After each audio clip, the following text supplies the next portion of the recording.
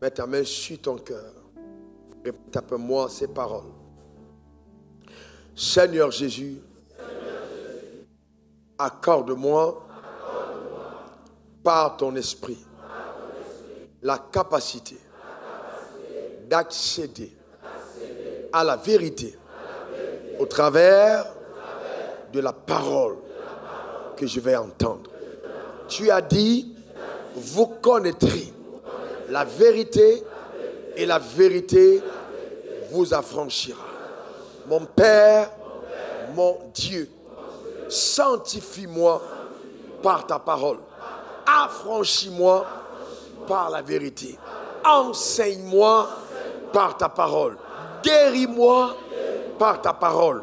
Équipe-moi par ta parole. Renouvelle mon intelligence par ta parole. Oh Dieu, merci pour l'œuvre surnaturelle de ta parole dans ma vie. Je décrète, déclare et établis en vertu des souverains pouvoirs que le ciel m'a conféré, que je ne bâtirai pas. De cet endroit, ce jour étant la même personne, quelque chose se produira dans ma vie. Merci Seigneur.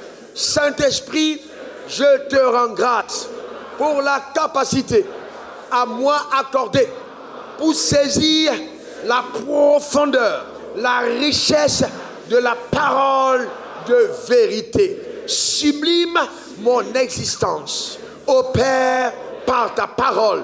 Et surtout, ô Dieu, donne-moi d'être à tes yeux cet instrument, cette solution divine dans le couloir où tu m'as placé. Au nom suprême de Jésus, Amen 3 fois. Acclame encore très fort ton Créateur.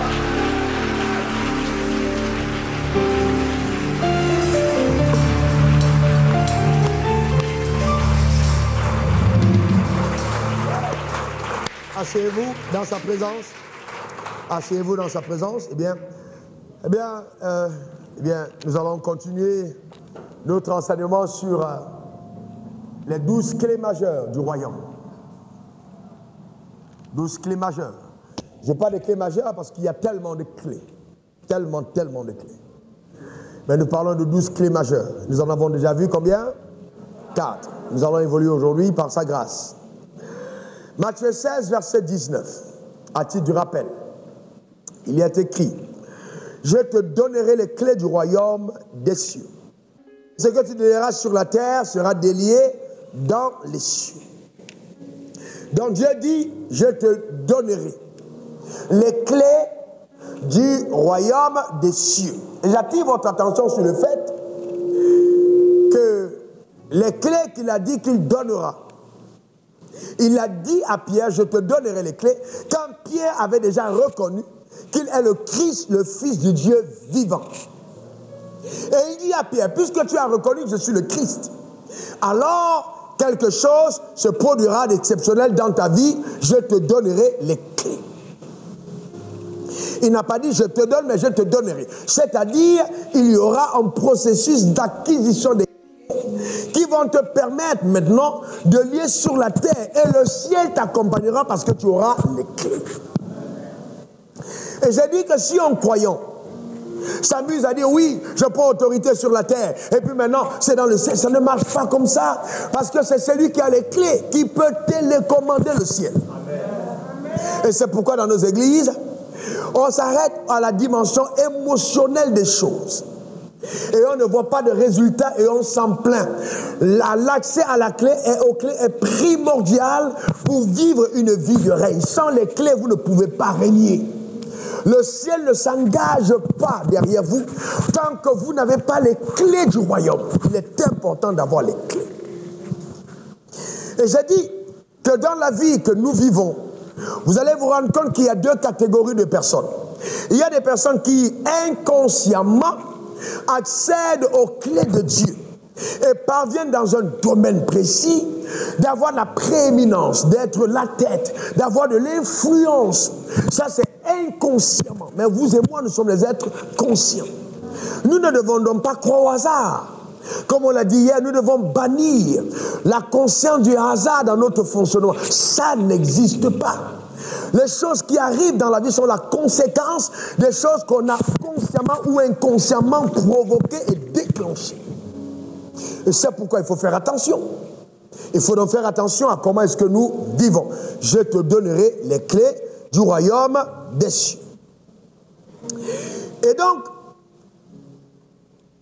nous devons donc, selon Matthieu 6, versets 33 à 34, juste encore un petit rappel, cherchez premièrement le royaume et la justice de Dieu. La Bible dit, et toutes ces choses vous seront données par-dessus tout. Arrêtons-nous là un moment. Quand vous lisez la Bible, Dieu dit toutes ces choses. De quelles choses s'agit-il? Il n'a pas parlé de puissance. Il n'a pas parlé, non, il ne parlait pas de parler en langue. Là, il parlait des choses matérielles, des choses de la vie. Ce que tu vas manger, là où tu vas dormir, la voiture que tu vas rouler, le dette que tu auras, etc. Il dit, cherchez premièrement le royaume et la justice de Dieu. Alors, toutes ces choses vous seront données par-dessus tout. Donc, il nous montre que l'accès au règne sur la terre des hommes est conditionné par la quête du royaume et de la justice de Dieu. Donc maintenant, alors souvent, nous ne faisons pas attention aux mots dans la Bible. J'ai dit hier, faites attention aux mots. Et c'est une conjonction de coordination. Royaume et justice. Royaume et justice. Beaucoup de croyants cherchent le royaume mais très peu accèdent à la dimension de la justice. La personne de Jésus te donne l'accès au royaume. Quels sont ceux parmi vous qui acceptez Jésus? Levez la main, s'il vous plaît. Ah bien, gloire à Dieu. Vous allez tous aller au ciel. Quelqu'un me donne le meilleur des amens. Parce qu'aller au ciel n'est pas difficile. Il faut reconnaître Jésus comme son Seigneur et son Sauveur. La première personne qui est entrée au ciel n'était pas quelqu'un de spirituel. C'était quelqu'un qui a été le candidat à la grâce. C'était un brigand. Il est entré au ciel avant Abraham. Donc, entrer au ciel n'est pas quelque chose d'exceptionnel. Mais bien que ce soit vraiment quelque chose de bien, hein, il ne faut pas rater le ciel. Mais je me dis que ce n'est pas parce que tu as fait un labeur et que c'est incroyable que tu vas au ciel. Non, tu as reconnu Christ. Le plus dur, c'est de déplacer du ciel vers la terre. Donc il y a des gens qui partent au ciel, il y a des gens qui font venir le ciel. Et donc, cet enseignement a pour but de t'amener à donner à toutes les personnes qui te regardent la conviction profonde que le ciel existe, que Dieu existe, que le surnaturel existe, que Dieu est capable de choses incroyables. Donc l'accès aux clés te donne d'être un témoignage vivant de l'authenticité de la puissance de Dieu et de sa capacité à faire des choses exceptionnelles. Donc il y a des personnes qui ont la capacité de déplacer le ciel sur la terre. Il y a des personnes qui vont aller au ciel.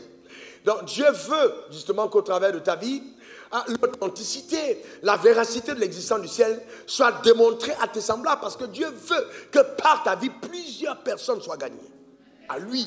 Et c'est pourquoi il va faire tout ce qu'il a décidé de faire dans ta vie. Donne-moi le meilleur des amens. Donc, il est donc important de comprendre que quand je rencontre la personne de Jésus m'amène au ciel. La personne de Jésus m'amène au ciel. Mais je ne dois pas m'arrêter à considérer simplement Jésus comme mon sauveur. Je dois aller dans la dimension de mon Seigneur et davantage mon maître. Vous devez considérer Jésus comme mon maître. Et le drame des croyants, c'est qu'ils ont peur de certains mots. Et on laisse des mots divins entre les mains des satanistes. Maître n'est pas un mot des satanistes, c'est un mot divin.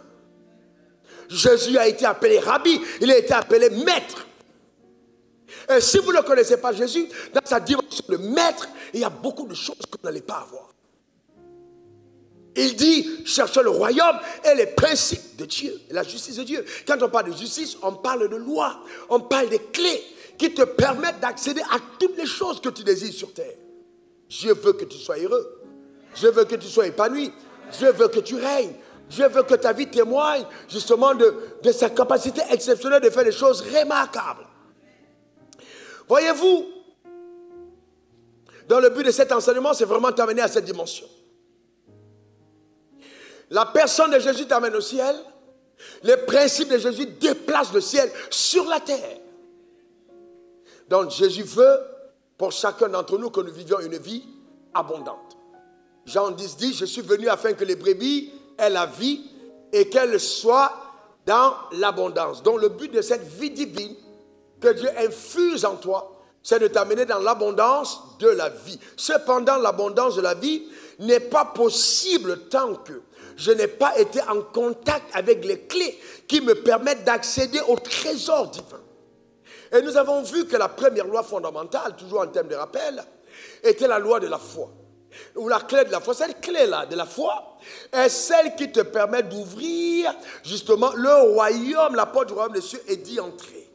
Cependant, quand j'ai ouvert la porte ouvert mon portail et que je suis dans la cour de ma maison, je n'ai pas accès à tout ce que ma maison regorge. Les gens qui sont à l'extérieur peuvent dire « Ah, il habite cette maison ». Mais tous les habitants d'une maison n'ont pas accès à toutes les pièces de la maison. Donc, ce n'est pas parce que j'ai ouvert une porte avec la clé de la foi et je suis entré dans le royaume que tout ce que le royaume a m'appartient. Ce n'est pas vrai. Il faut encore redécouvrir d'autres lois qui te permettent justement d'accéder à d'autres choses que Dieu a pour toi. Et c'est pour ça que j'ai dit que la deuxième loi fondamentale était la loi de la grâce. La grâce, c'est quoi? C'est-à-dire que tu, premièrement, te permets d'apprécier ce que Dieu a conçu, rattaché à ta personne. Donc la grâce n'est pas une œuvre qui a commencé après la rédemption, mais elle a commencé à la création. Parce que la grâce est une faveur. Et exister en tant qu'enfant de Dieu, en tant qu'être humain, est déjà une grâce. Dis à ton voisin, c'est une grâce pour moi. Encore dis-le à l'autre voisin, c'est une grâce pour moi d'être un humain. Voyez donc, ça veut dire qu'il y a une grâce particulière sur le fait que tu sois un homme et non un singe, et non un poisson, et non un agouti. Non, mais tu es un homme, tu n'es pas une vache. Donc déjà le simple fait d'être un humain devait être un sujet d'action de grâce. Merci de m'avoir créé homme, c'est une grâce. Maintenant allons-y plus loin parce que là vous devez comprendre quelque chose. Quand Dieu t'a créé homme, qui parmi vous a passé un concours pour apprendre à marcher? Répondez-moi s'il vous plaît. Qui parmi vous a passé un examen pour apprendre à manger? Pourquoi? Parce qu'à chaque identité que le royaume des cieux t'accorde, une habileté est innée en toi qui te permet d'atteindre les objectifs rattachés à cette identité. Donc Dieu qui t'a fait homme t'a donné la capacité de marcher. Bien que tu sois né bébé, cette capacité est en toi et tu as fini par marcher. Pourquoi? Parce que Dieu t'a fait homme. Donc à chaque grâce, il y a non seulement la faveur, mais il y a aussi une habileté. Quelqu'un dit habileté. Quelqu'un dit habileté. Cette habileté, c'est cette capacité que Dieu te donne, qui te permet de fonctionner dans le couloir de ton appel avec les aptitudes d'en haut. Faisant ce que Dieu t'a demandé avec aisance. Un poisson sera tellement à l'aise de faufiler dans la mer parce que l'habileté de nager est innée à son identité de poisson. Laquelle habileté un oiseau n'aura pas dans la mer. Mais ça ne veut pas dire qu'il n'est pas habile. Mais il doit découvrir le secteur de son habileté. Certaines frustrations viennent du fait que nous ignorons qui nous sommes. Tu regardes quelqu'un, tu dis je suis un homme. Tu es plus que ça. Il y a quelque chose d'incroyable qui est rattaché à ta personne. Et c'est pour ça que j'ai dit que donc, quand on parle de grâce, d'accord, il est important d'aller à la dimension de l'action. Quelqu'un dise action. Encore action. Donc, une fois que tu as découvert que la grâce de Dieu est avec toi, il est important pour toi, justement, d'agir, de quitter la dimension d'être quelqu'un qui regarde la vie, qui subit la vie, mais il faut être un acteur. Et il y a un domaine où Dieu veut que tu agisses. Et seule l'action va révéler l'onction qui est rattachée à ta personne. Si tu n'as pas agi, tu ne sauras pas qui tu es. Et le diable le sait. Et c'est pourquoi il va amener certains d'entre vous à agir, premièrement, dans le sens de juste travailler pour gagner de l'argent. Oh, je vais avoir de l'argent, je vais avoir un salaire de ceci. Non, ça il dit, ne recherchez pas de telles choses. Parce que ce sont les païens qui les recherchent. Mais pour toi, Dieu sait de quoi tu as besoin. Cherche premièrement le royaume et la justice. Ça veut dire que je peux travailler, ça c'est seulement à titre de rappel, et ne pas accomplir ma vocation et quelqu'un d'autre travaille, mais il accomplit sa destinée. La différence, c'est ce qui se passe dans la tête quand nous travaillons. Est-ce que là, c'est bien compris? Eh bien, très, très, très important. Alors, tes parents te disent, oui, il faut aller à l'école, tu vas aller à l'école. Tu ne vas pas à l'école, tu ne seras jamais rien dans la vie. Et puis, bon, on te dit, ok, dans tous les cas, bon, tu as eu juste la licence, mais les temps sont devenus durs. Les gens qui ont la licence, ils sont limités à tel niveau de performance dans la société. Ça, c'est ce que l'école a dit. Ce n'est pas ce que Dieu a dit. Et tant que tu ne fais pas la différence entre ce que dit l'école et ce que Dieu dit à ton sujet, tu deviens handicapé. Mais je dis, dans le royaume, il n'y a pas d'handicapé. l'handicap n'existe pas. C'est dans ta tête.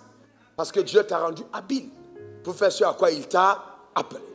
Donc maintenant, ne passe pas ton temps simplement à agir, mais il faut l'écouter. On a parlé de la 4e loi, une clé qui est la clé de l'écoute. Savoir écouter Dieu. Est-ce que ce que tu fais, c'est ce que Dieu t'a demandé de faire? Est-ce que tu fais ce que Dieu t'a demandé? Oh oui, je vais demander de devenir un très grand juriste. C'est parfait. Mais est-ce que derrière ce que tu es en train de vouloir devenir là, est-ce que Dieu t'a dit que j'étais conçu pour être juriste en société? Donc, voyez-vous, il y a déjà, là, il faut voir la différence entre l'ambition que je peux avoir personnellement et la vision divine qui est rattachée à ma vie. Donc, si on ne fait pas cette différence, on passe à côté de beaucoup de choses. Et il y a dans des concepts erronés comme on peut avoir, c'est de ma femme qui dit, ok, bon, on va démontrer, on va prouver que non. L'humilité consiste à reconnaître la voix de Dieu qui te parle et aller dans ce couloir, même quand ta tête ne comprend pas pourquoi Dieu te demande d'emprunter cette voie. Derrière la voix de Dieu, il y a toujours une énorme bénédiction qui s'y rattache. Donc on doit chercher le royaume. Dis, je dois chercher le royaume. Donc quand tu découvres les lois, Job 38, verset 33, il dit, connais-tu les lois du ciel? Règles-tu leur pouvoir sur la terre? C'est-à-dire, les lois du ciel ont la capacité de gérer la terre. Elles ont un pouvoir sur la terre. Et hier, et là nous entrons dans le message de ce jour, nous avons parlé de 2 types de pouvoirs. Qui se rappelle? Le premier pouvoir était le pouvoir absolu, c'est-à-dire de manière absolue. Dieu peut, comme ce fut le cas un jour, je me tenais face à quelqu'un qui avait un mal incurable depuis près de 16 ans. Et c'était à l'église méthodiste. Et la personne est venue devant moi et j'ai mis la main sur la personne et j'ai prié pour la personne. La personne a commencé à taper son corps, à chercher le mal. Le mal était parti instantanément, disparu et tout le monde était étonné. Le pouvoir absolu de Dieu avait guéri la personne. Comme cette nuit, tu seras guéri de toutes sortes de mal. Ta manière de dire Amen m'embête. Vous savez, il y a des gens qui sont malades et il y a des gens, et tu peux avoir un voisin très malade et tu ne sais pas qu'il est malade. Mais je dis cette nuit que la guérison soit ton partage au nom suprême de Jésus. Donc ça c'est la puissance, comme on l'a appelé, absolue, le pouvoir absolu. Maintenant il y a le pouvoir ordonné. Ce pouvoir qui te permet justement d'aller de façon croissante vers les objectifs de Dieu. Et c'est là où nous parlons justement d'étapes dans la vie. Et beaucoup de personnes, beaucoup de croyants ne croient qu'à la puissance absolue. Ah oui, je reçois l'onction pour devenir riche. Amen. Je reçois l'onction pour régner. Amen. Mais ils n'acceptent pas le processus par lequel le règne s'établit. Il y a donc un processus. Parce qu'un enfant qui naît, comme on l'a vu hier, ne peut pas avoir 1,80 m le même jour. Si votre femme donne naissance et que le lendemain, votre enfant a 1,10 m, je vous garantis que vous allez venir voir le pasteur pour dire il y a un problème dans ma maison. Pourquoi? Parce que vous savez intelligemment, de l'intelligence des hommes, qu'un enfant qui a 1 mois ne peut pas avoir 1,10 m. Et Jésus a dit, vous savez donc discerner les temps. Mais en ce qui concerne les choses spirituelles, vous semblez ne pas être éclairé sur les réalités du monde spirituel. Donc cet enseignement va te donner l'intelligence de Dieu, la sagesse de Dieu, afin que tu sois même de discerner et de percevoir dans la dimension où l'humain n'arrive pas à voir. Donc le but de cet enseignement, c'est de faire de toi un homme spirituel, une femme qui règne et qui marche en maître absolu sur la terre au nom suprême de Jésus. Mets ta main sur ton cœur et déclare, je règne dans la vie par Christ. Non, déclare-le encore. Je suis ce que Dieu dit que je suis. C'est pourquoi j'annonce que sur la terre des hommes, je règne. Eh bien oui, je règne. Donc vous voyez, on a parlé de la loi de l'écoute. Maintenant, allons-y plus loin. Allons-y à la 5e loi, qui est dans la loi de la pensée. J'écoute et je pense. J'écoute et je pense. J'écoute et je pense. Donc c'est très important. J'ai dit, faites attention à celui qui a accès à vos oreilles. Parce que ce que vous écoutez va impacter ce à quoi vous pensez. Vous savez ce qui arrive à beaucoup d'enfants de Dieu? Ils viennent à l'église, ils écoutent un beau message pendant 1 heure. Mais les 23 heures de temps hors de l'église, ils sont connectés à tout ce qui n'a pas à voir avec la parole de Dieu. Donc ils n'ont pas le temps de laisser le soin à la parole de Dieu, de travailler à l'intérieur d'eux-mêmes. Et ils se posent des questions. Mais pourquoi est-ce que je ne grandis pas? Mais parce que tu ne laisses pas le temps à la parole, justement, de prendre racine à l'intérieur de toi. Donc, il faut faire attention à ce qu'on écoute. Voyez-vous, donc c'est très important. Et la pensée, c'est quelque chose d'incroyable. Hein? Proverbe 23, verset 7, la Bible dit, telle en pense, telle elle est. Donc ta vie ressemble aux pensées que tu entretiens. Et vous savez, quand on parle de ça, vous avez quand même certains mécréants qui vont vous dire, oui, mais ça, ce sont les affaires des sectes, de la pensée positive. Non, les sectes ont volé à la parole de Dieu. Les lois qu'on vous enseigne chez les francs plombiers, ou tout ça, ça sort de la Bible. La Bible est riche de l'or. Vous allez voir des choses incroyables dans la parole de Dieu. Je dis cette nuit en sortant d'ici, quel que soit l'handicap intellectuel que tu avais, tu seras promu à une autre dimension de connaissance et de savoir. Tu vas étonner des maîtres. Les gens qui t'ont côtoyé vont vous dire, mais d'où lui vient cette sagesse? À cause de la grâce que opère au travers de ta vie. Vous savez, un enfant de Dieu est un être surnaturel. Et ta dimension surnaturelle sera davantage révélée par ta capacité à penser comme mon Dieu. Telle en pense, telle elle est. Dieu m'a dit en 1997, si tu veux changer un homme, il faut changer son système de pensée. C'est pourquoi la première bataille quand on est de nouveau, c'est celle de la métamorphose intérieure, de le changement radical de son système de pensée. Beaucoup d'entre nous, nous sommes à l'église, nous sommes croyants, mais nos pensées nous causent de sérieux problèmes. Voyagez avec des enfants de Dieu, et vous arrivez, votre voiture veut coller une autre voiture, et il faut entendre des cris. Oh, je suis mort! Les paniques générales, c'est là que vous sentez véritablement qu'est-ce qui habite le croyant. Vous comprenez ça? Pourquoi? Parce qu'à l'intérieur, on n'a vraiment pas entretenu les pensées de Dieu. La pensée dans le royaume des cieux, écoutez-moi bien, va toujours précéder soit l'action, soit l'inaction. En fait, ce qui t'amène à ne pas agir, c'est la pensée. Et ce qui t'amène à agir, c'est la pensée. Les deux. Soit je pense et je suis actif, soit je pense et je suis inactif.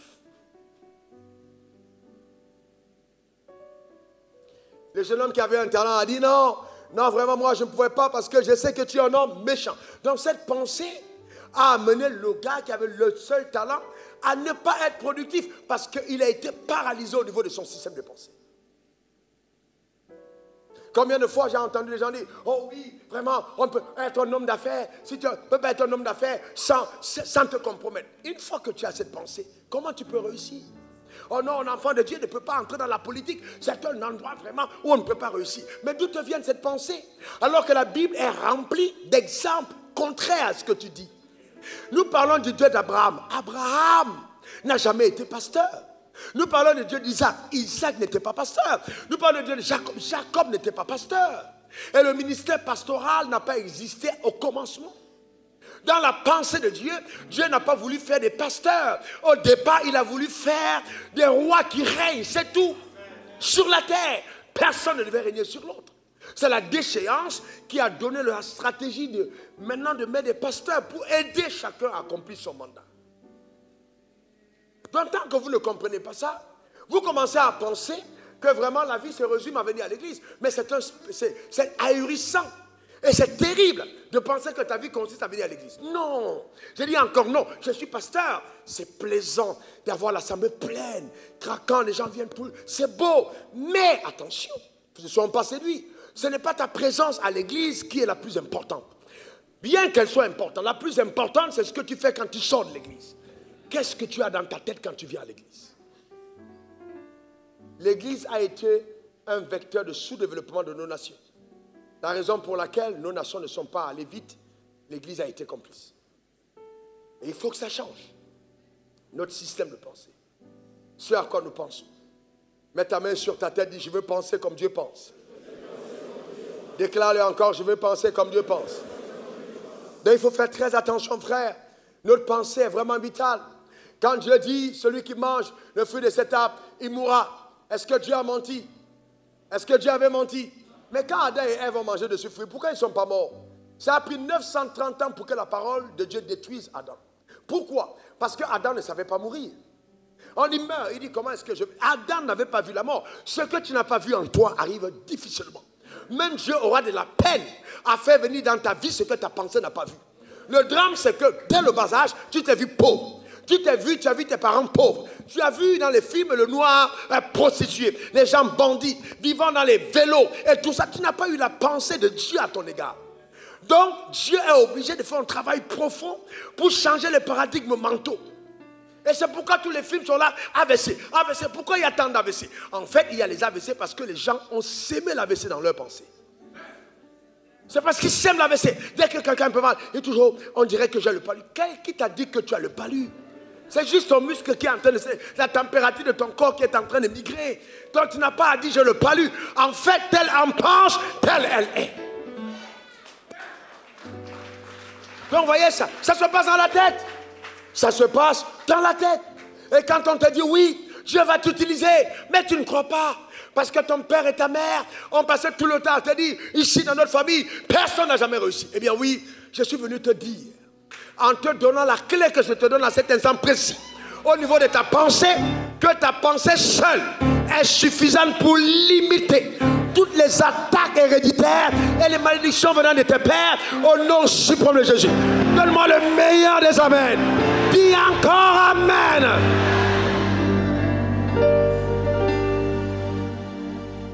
Donc il faut changer le paradigme.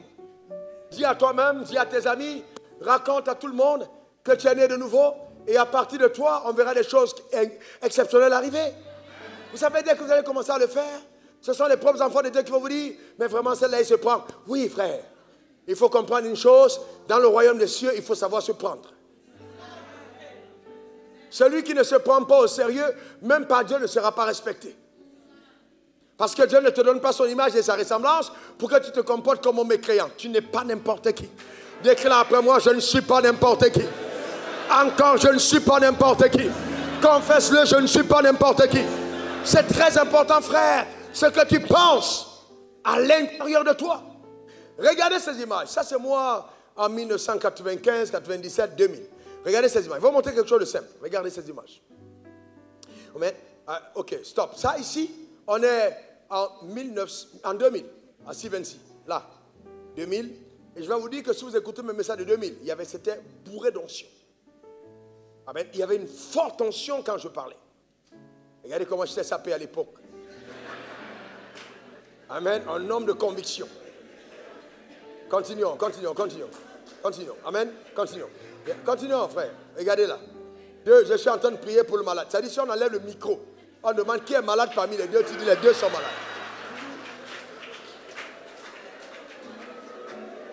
Amen.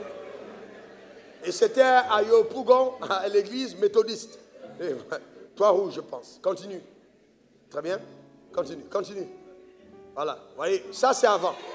Ça c'est maintenant. Alors, j'habitais une maison où quand tu entres, tu traverses les excréments. Et quand tu passes, c'est-à-dire tu traverses les excréments, il y avait des excréments, tu montes à l'étage. Les fils électriques sont tout autour. Donc si tu fais pas attention quand il pleut, tu peux être électrocuté. J'étudiais à même le sol, couché à même le sol. Une petite chambre, il y avait un lit, il y avait un frigo. Et je vivais dans cet endroit, et c'est dans cet endroit que je priais pour l'invasion territoriale de la Côte d'Ivoire. Et j'étais au balcon de cet endroit quand Dieu m'a dit, tu veux changer un homme, change son système de pensée.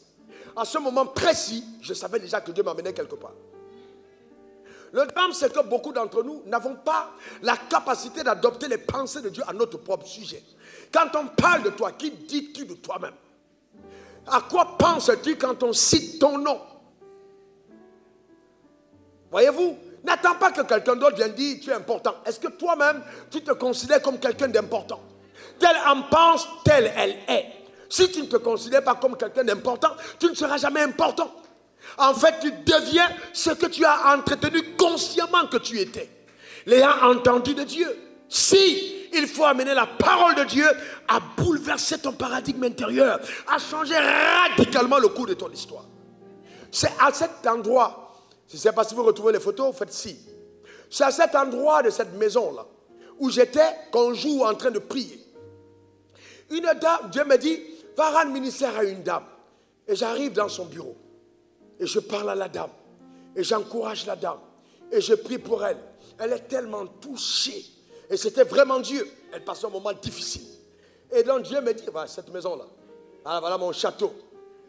Amen, c'est là. Eh bien, à partir de... déjà là, j'appelais ma maison Canaan. Là, c'était Canaan. Pour moi, c'était Canaan. La foi appelle les choses qui... Voilà, les instruments qu'il fallait traverser, c'est là.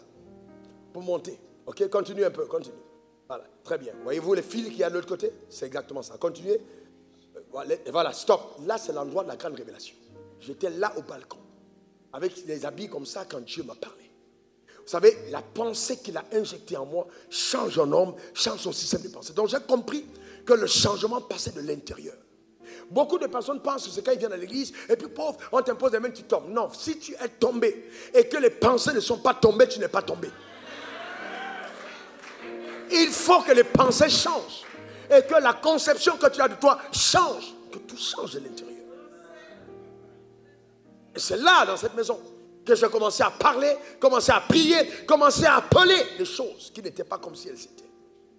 Donc vous voyez, si vous ne faites pas attention dans la vie, vous poursuivez les choses. Alors qu'un homme spirituel poursuit le chemin qui mène aux choses. Pas les choses. Parce qu'en fait, les choses, vous pouvez les avoir et vous les perdez. Mais quand vous avez le chemin qui mène au trésor, vous êtes riche. Donc la richesse, ce n'est pas le trésor, mais c'est le chemin qui t'y conduit. Donc ce n'est pas une question d'accident. Ce n'est pas une question de hasard. Quand en l'an 2000, à l'église méthodiste, je disais au moment où le pasteur Fato était encore en vie, j'ai fait une déclaration fracassante. Je connais tellement Dieu que je ne pourrais pas mourir pauvre. Si je meurs pauvre, ne m'enterrez pas, je ne suis pas encore mort. Ce n'est pas la poursuite de la richesse, mais j'avais découvert les lois de Dieu et je pouvais organiser mon futur. Je pouvais savoir que l'an 2020, ma vie allait atteindre une autre dimension. Mais je n'étais pas pressé non plus. Je suis allé rendre visite à la dame quand la puissance de Dieu est descendue sur cette dame. Et quand je partais, elle m'a dit, pasteur, tiens, voici le transport. Et à l'époque, c'était 10 000 francs CFA. Quand vous avez 10 000 francs CFA, regardez le beau garçon que j'étais à l'époque. Alors je suis en train de dire que je suis arrivé devant la femme et elle m'a attendu le billet de 10 000, révérend Franck. Et donc j'ai refusé de prendre le billet. Pourquoi j'ai refusé de prendre le billet? On appelle ça la dignité. Un homme de Dieu doit être digne. Vous devez avoir une certaine dignité. Ce qui manque à beaucoup d'entre nous, c'est la dignité. Vous devez être digne. Une certaine dignité. Vous n'êtes pas un mendiant. Vous êtes un fils de Dieu. Donc ne vous traitez pas comme quelqu'un qui est constamment en train de demander. Il n'y a plus de plaisir à donner qu'à recevoir. Donc si je veux dans la vie être important, je dois penser à donner et non à recevoir. J'ai dit non à la dame. J'ai dit, garde ton argent. Je n'en ai pas besoin. Et je suis parti. Elle m'a poursuivi, elle m'a arrêté, elle m'a dit, Dieu m'a dit de te donner. Et c'est là où j'ai mis la main en poche. Et je me suis rendu compte qu'il me restait 10 francs. Et je devais rentrer. Mais je n'avais pas conscience du manque. J'étais heureux de servir et le manque n'était pas un problème pour moi. Donc je pouvais rentrer à pied. C'était aucun problème. Dieu m'a dit, pas à prêcher. Je suis parti prêcher. Et elle m'a dit, non, pasteur, à partir d'aujourd'hui. Je lui ai dit, ah, c'est Dieu. Et il me reste 10 francs en poche. C'est vraiment Dieu qui t'a parlé. Que Dieu te bénisse, ma soeur. Elle m'a dit, pasteur, à partir d'aujourd'hui, à la fin du mois, prends un bic et une feuille. Et puis donne-moi tous tes besoins. Tu viens déposer ici, je vais pourvoir tes besoins. Elle était gentille, la tante. Mais sauf que cette gentillesse était un piège.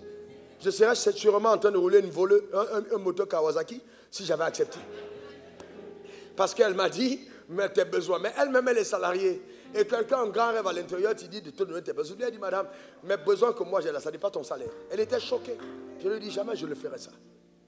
Il dit, merci beaucoup pour ces 10 000, mais jamais je ne ferai ça. Parce que ce que je crois pour moi est au-dessus de ton salaire.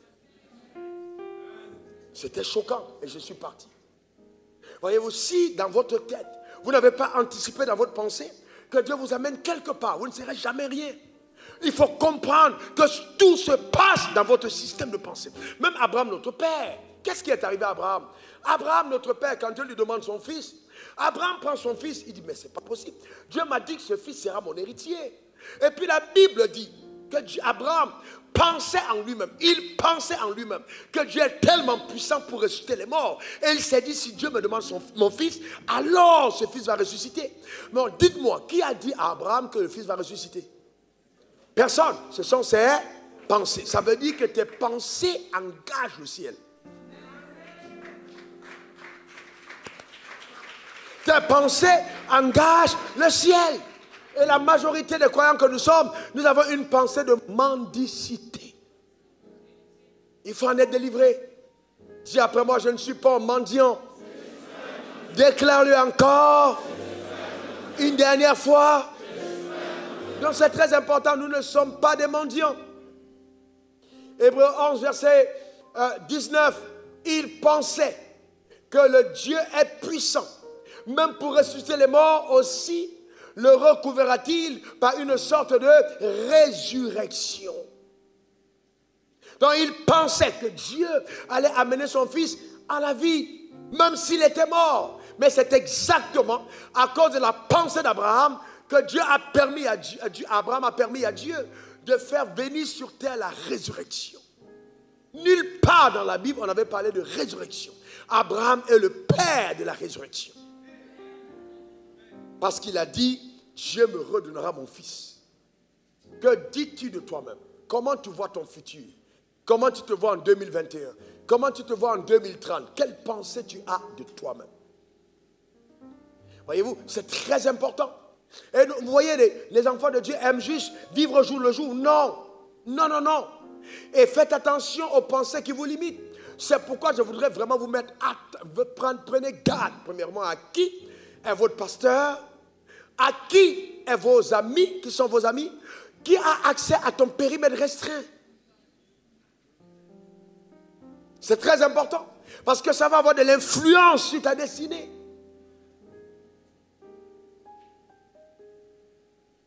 Proverbe 22, verset 13, le paresseux dit, il y a un lion dehors, je serai tué dans les rues. Il n'a pas vu le lion, mais il pense qu'il y a un lion. Il y a des gens qui, ce n'est pas Covid qui les a causé problème, c'est la pensée du Covid. Le Covid n'a rien fait, rien qu'à penser, non, il y a le Covid dehors, je ne peux pas faire des affaires cette année. Qui t'a dit? Dieu t'a dit c'est une année d'explosion, il n'a pas dit c'est une année de Covid. Donc il t'a dit que tu vas exploser au milieu du Covid. Donc tu n'as pas à avoir peur, il faut juste entretenir la pensée. Proverbe 20, verset 4, à cause du froid, le paresseux ne laboure pas. À la moisson, il voudrait récolter, mais il n'y a rien. Voyez-vous, le paresseux, il y a toujours des raisons. Quand Dieu te dit passe à l'action, tu vois, l'esprit de procrastination te fait toujours trouver une raison. Non. Un jeune homme m'a écrit, il me dit, pasteur, je viens d'être ordonné au ministère. Alors je vais commencer mon ministère. Je vais t'envoyer la liste de mes besoins. Il me faut un terrain. Il me faut l'argent pour construire. Il me faut les instruments. Il me faut ci. Et je lui ai dit, Dieu ne t'a pas appelé. Ah, parce qu'on veut, il me faut une voiture. Il me faut ci. Mes frères et sœurs, Dieu ne t'a pas appelé. Si tu dis que Dieu t'a appelé et la première chose que tu demandes, c'est tout ça, c'est que Dieu ne t'a pas appelé, frère. Dieu ne t'a pas appelé.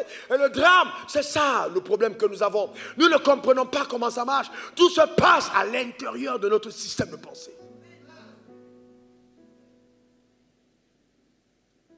Non, frère, il y a un processus. Dis à ton voisin, processus. Encore processus. Nous devons entraîner nos pensées à connaître Dieu. Je touche un point vital. Entraîne tes pensées à connaître Dieu. Beaucoup d'entre nous parlons de Dieu, mais nous ne le connaissons pas. Connais-tu la fidélité de Dieu?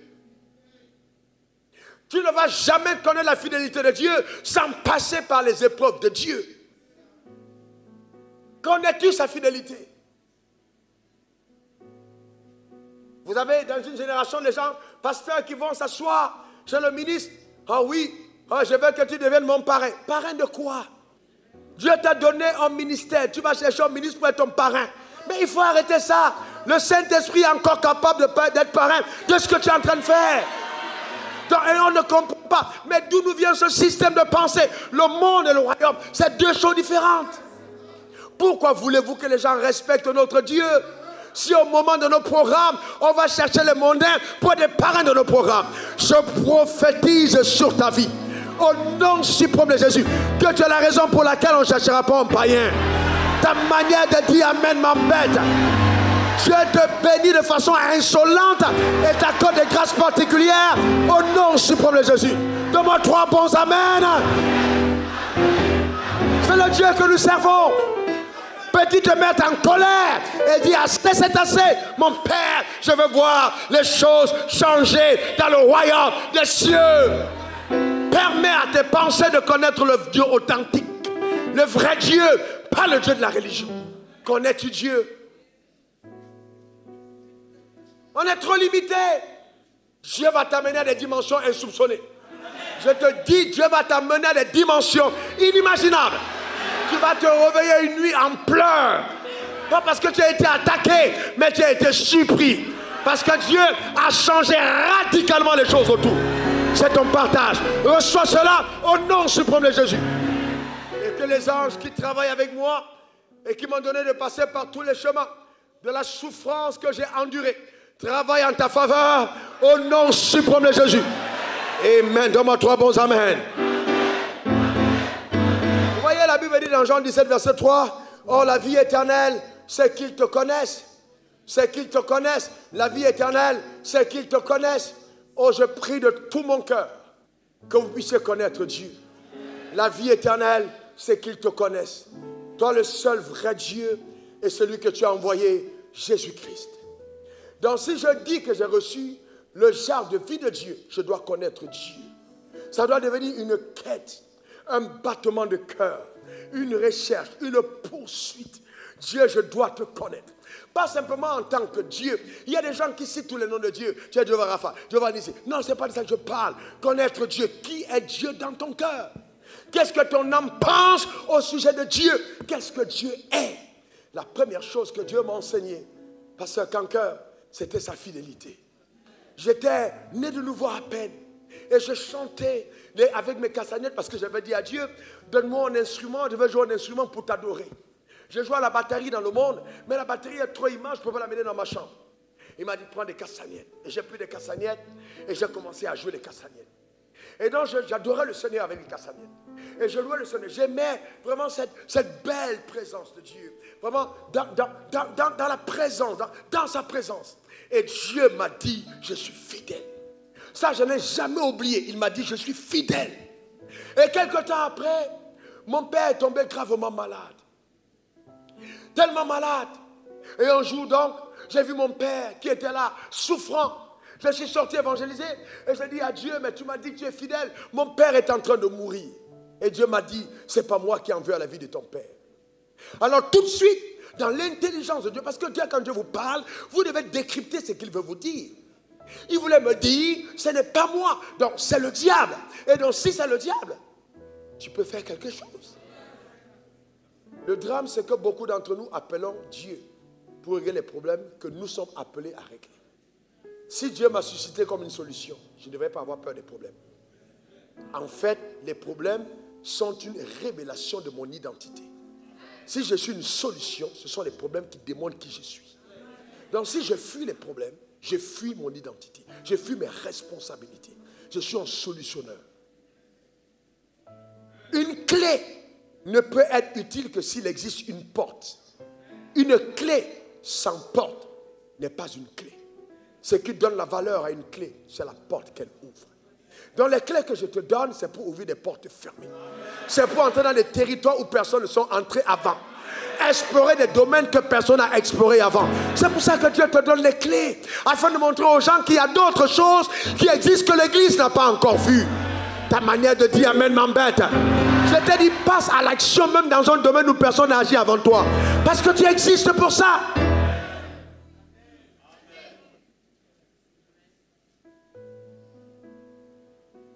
Alors le diable te dira, mais qui a fait ça avant toi? Qui a fait ça? Non, ce n'est pas une question de qui a fait ça avant toi. Heureusement que personne n'a fait ça avant toi. Et c'est pour ça que Dieu t'a appelé. Ce serait honteux que moi, Dieu me demande de reprendre la vie de David. Je m'appelle Raoul. Je ne suis pas Raoul, je ne suis pas David, je ne suis pas Salomon, je suis Raoul. Et je dois atteindre cette dimension. De révéler tout ce que Raoul incarne aux yeux de Dieu. Et donc je dois aller à la découverte dans mes pensées de qui je suis. Et je vais vous dire autre chose. Quand j'ai découvert qui je sais, il faut qu'il a fait, lève-toi, s'il te plaît, pasteur. Il a été au lycée avec moi. Il connaît le degré de voyou que j'étais. Vrai ou faux? Il est aussi avec moi. Le degré de banditisme que j'ai, c'était juste inimaginable. On ne pouvait pas imaginer que Dieu va utiliser un homme comme moi. Sauf que quand Dieu m'a touché et qu'il m'a changé de l'intérieur, tout a changé à mon sujet. La première chose qui s'est passée, c'est que ma manière de me voir a changé. Souvent, les gens me demandent, est-ce que tu as fait des cours pour t'habiller? Je n'ai pas fait des cours. Le Saint-Esprit, dès le jour que je l'ai reçu, il m'a dit, porte une cravate pour aller m'adorer. Donc, il était hors de question pour moi de continuer d'être comme un maçon alors que je suis un roi. Donc, là, mon système de pensée à mon sujet a changé au niveau même de ma manière d'apparaître. Ma mère m'a regardé, m'a dit, mais qu'est-ce qui se passe avec mon fils? Mais tout de suite, j'ai demandé qu'on coupe mes cheveux.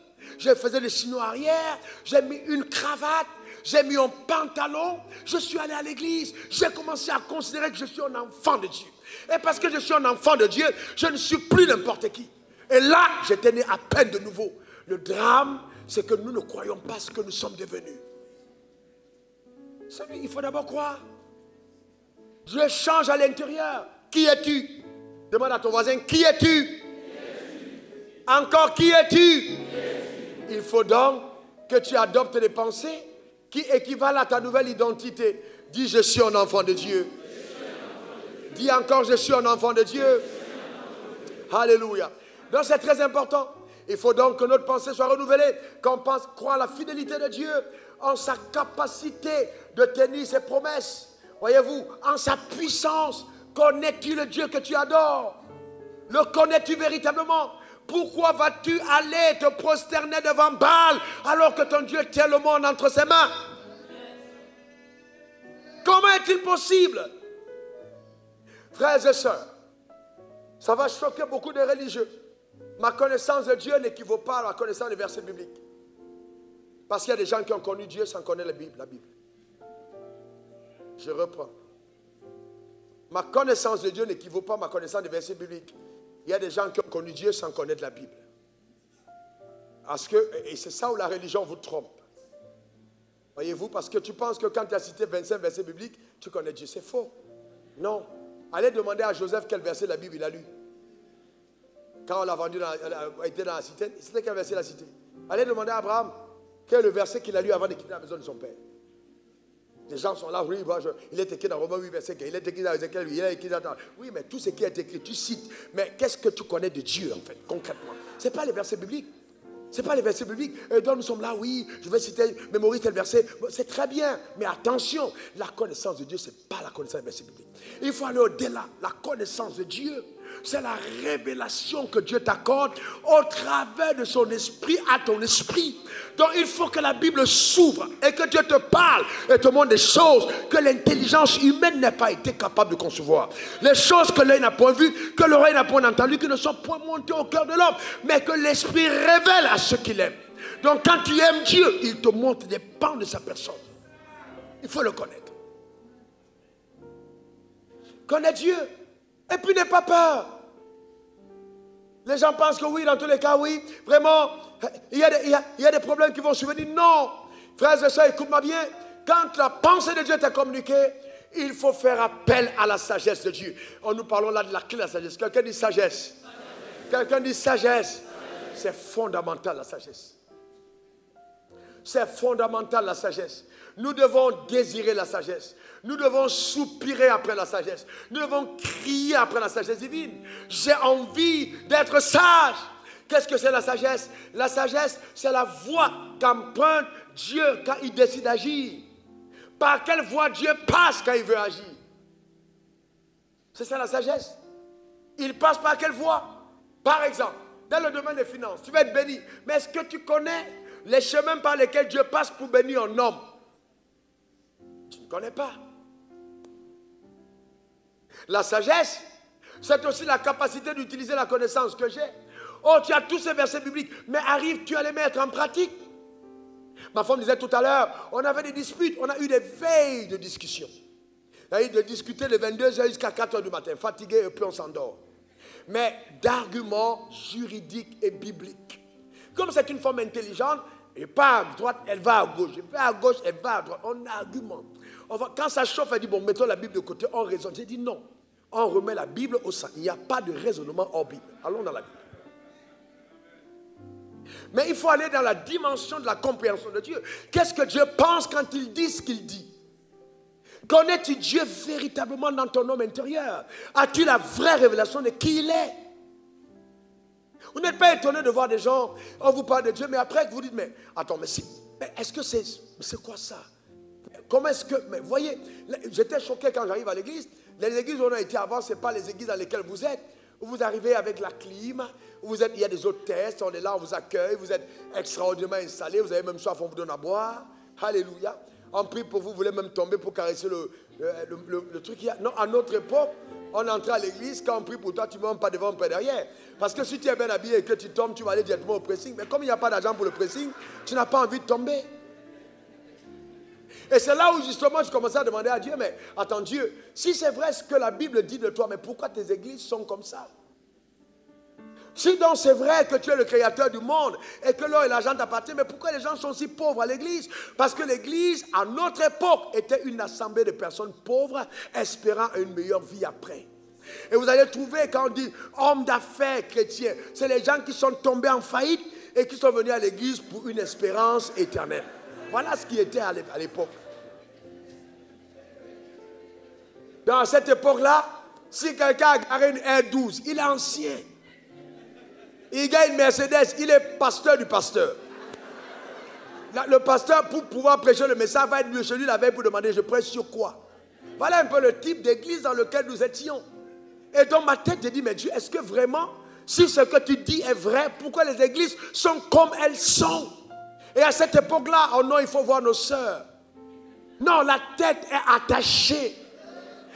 Tu passes à côté de la sœur, elle dégage un parfum. Des cheveux qui ont été longtemps compressés et qui sentent.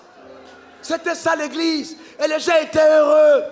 Frères et sœurs, oh, païens, prenez le monde. Moi j'ai mon Jésus, cela me suffit.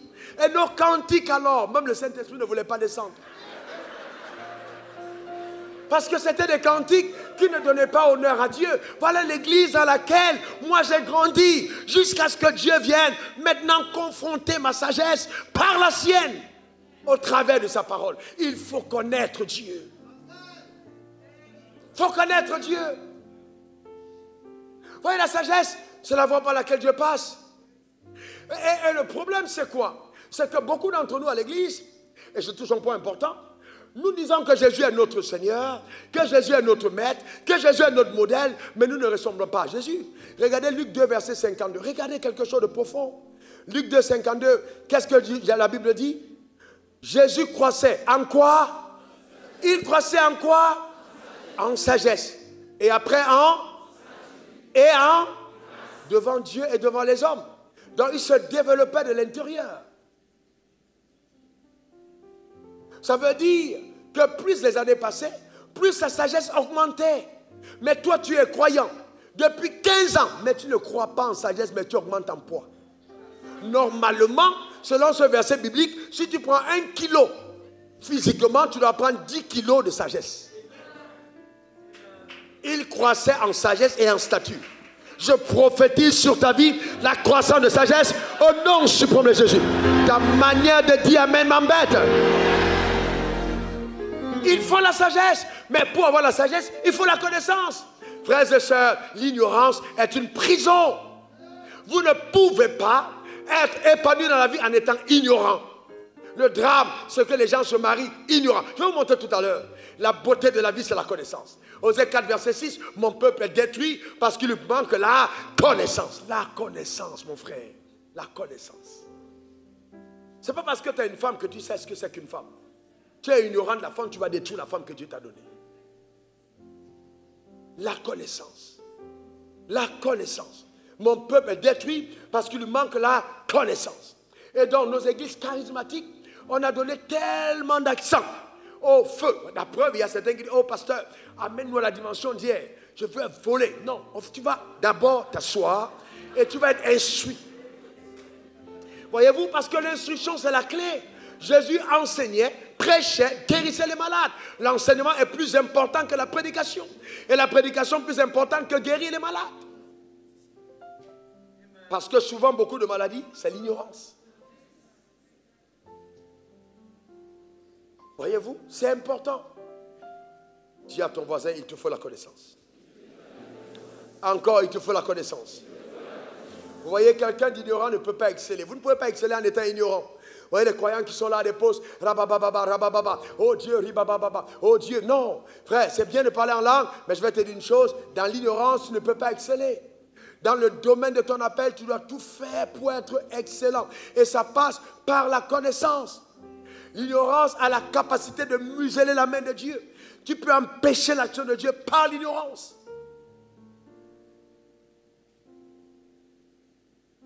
Et vous savez, c'est comme, j'écoutais ma femme tout à l'heure, et je me rappelle de beaucoup de femmes.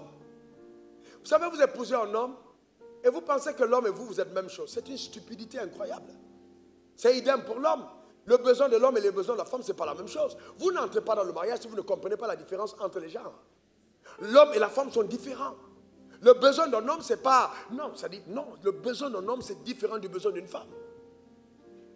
La femme a besoin de la sécurité. Elle a besoin de se sentir aimée. Mais l'homme, ce n'est pas ça. Une femme va te dire, oui, je t'aime. Et puis tu dis, ok. Après, quelques temps, elle dit encore, je t'aime. Oui, j'ai compris. Après, tu dis, est-ce que tu m'aimes? En fait, son je t'aime, c'était une question qui ramenait à te demander, est-ce que toi, tu m'aimes? Mais son besoin, c'est de savoir. Elle veut savoir qu'elle est aimée. Mais toi, ce n'est pas ton problème. Je t'aime, oui, mais et puis quoi? Dans quelle assiette tu manges? Ce n'est pas une affaire de je t'aime. Comment tu me traites? Si tu m'aimes, oui, bah ok, quand je t'appelle, comment tu réagis? Vous savez, vous devez comprendre la sagesse. Quand vous respectez votre mari, vous devez avoir un numéro de... c'est-à-dire une sonnerie personnalisée. Il y a une attitude que vous avez à l'égard de votre mari. C'est très important, très important. La sagesse de la gestion des relations.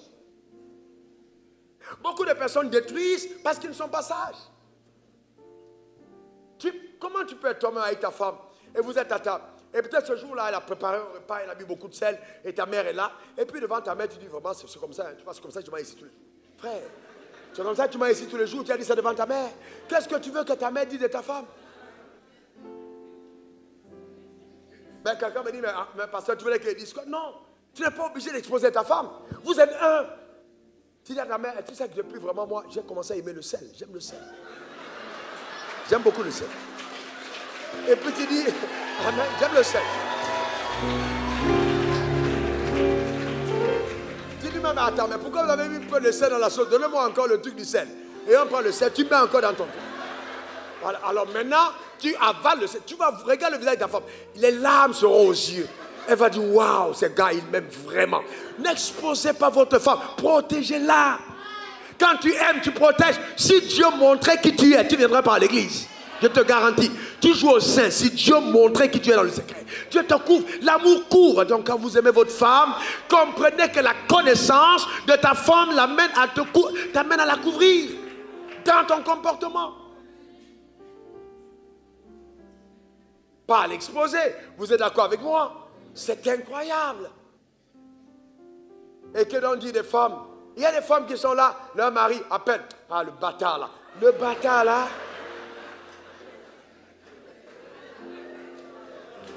Non, je parle, tu penses qu'elle est loin. Elle est à côté de toi. Le bâtard là. Il m'appelle même pourquoi. Mais tu parles de ton homme. De ton mari. Et tu te demandes mais pourquoi tu as des problèmes. Mais comment, si tu n'as pas de respect pour l'homme qui est ton autorité, comment tu veux que ta vie aille dans les hauteurs? Et c'est pour ça que beaucoup de familles ont des problèmes à cause de l'ignorance. C'est important d'avoir la connaissance. Non, ça ne change pas la vie. Il faut aller plus loin que ça. Il faut aller plus loin que ça, c'est très important. Et la connaissance, on s'investit pour l'avoir. La clé de la connaissance, on y accède parce qu'on s'investit. La preuve, nous sommes ici, on donne des messages. Combien de personnes parmi vous prennent le temps de réécouter les messages, de noter les messages et de laisser la parole infuser? Vous ne pouvez pas avoir accès à la connaissance si vous ne la désirez pas. Il faut aimer la connaissance. Frères et sœurs, je prends ma Bible, je m'enferme, je peux rester 3 heures, je peux rester 4 heures, je peux rester 5 heures, juste étudier ma Bible, je veux connaître. Comme peut dire ma femme, mais tu connais déjà. Non, frère, ce que je connaissais hier est insuffisant pour l'impact de demain. Demain, je dois connaître quelque chose de nouveau pour avancer. Car ta dimension de règne est l'équivalent de ta dimension de connaissance. Ce que tu connais détermine le niveau de règne. Il faut connaître. Le drame, c'est de voir des personnes qui ont connu plein de versets bibliques et qui pensent qu'ils connaissent. C'est à l'église que les stupides sont couronnés. Ils s'asseyent, vous les trouvez là, ils sont peut-être derrière, on parle, ils jouent les importants. Tu n'as jamais rien fait de la vie. Tu as peut-être ton salaire de 1 million de francs. Tu as fait que commencer la vie et tu te joues les importants. Tu ne connais rien. Il faut être humble et puis tu apprends. La vie, c'est l'humilité. Continuez d'apprendre dans la vie. Encore le plus grave, c'est qu'un jour j'étais assis et puis quelqu'un prêchait. Et puis quelqu'un était à côté de moi et dit, je connais déjà ça. Frère, tu as entendu parler de ça, tu ne connais pas. Ce qu'on connaît, c'est ce qu'on vit. Je peux connaître un verset biblique sans vivre le verset biblique. Ce n'est pas une affaire de, oh non, j'ai déjà entendu ça, ça me... Non, frère, tu as entendu, si Dieu veut que tu entendes encore, c'est qu'il faut que tu mettes en pratique ce que tu as entendu. Ce n'est pas une connaissance intellectuelle, c'est la pratique de la vérité. Jusqu'où tu connais la vérité. Jusqu'où tu la connais. Comment est-ce qu'elle a marché dans ta vie? Vous savez comment est-ce que Dieu m'a donné de connaître la vérité? C'est au travers des challenges de la vie. Je vais vous dire une chose, quand vous avez la sagesse, n'ayez pas peur des ennemis. Je vais vous dire une chose fondamentale dans la sagesse. Quand Dieu veut vous amener loin, là, vous devez comprendre que la dimension de votre grandeur est l'équivalent de la dimension de vos batailles. Tu ne peux pas être grand et avoir des petites batailles. Chaque fois que tu affrontes le loup et le lion, c'est qu'en forêt, tu es supposé être le roi. Si tu tues le lapin, tu n'es pas roi. Non. Si tu tues le lièvre, tu n'es pas roi. C'est celui qui affronte le lion qui est roi. Donc si le lion t'attaque dans la rue, c'est parce qu'en fait, le leadership de royauté doit être transféré entre tes mains. Et le lion qui est le chef doit être soumis à ton autorité, c'est pour ça qu'il te confronte.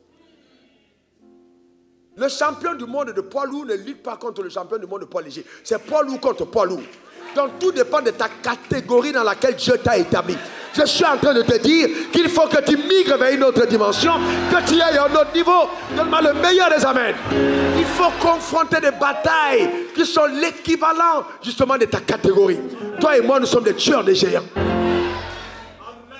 Et souvent, il est important de comprendre que quand tu as été maître dans un territoire, ne reste plus là longtemps parce que tu risques de régresser. Il faut changer géographiquement et aller affronter de nouveaux maîtres.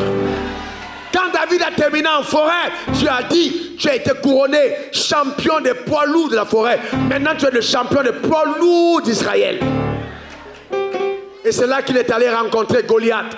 La taille de Goliath était révélateur de la royauté de David.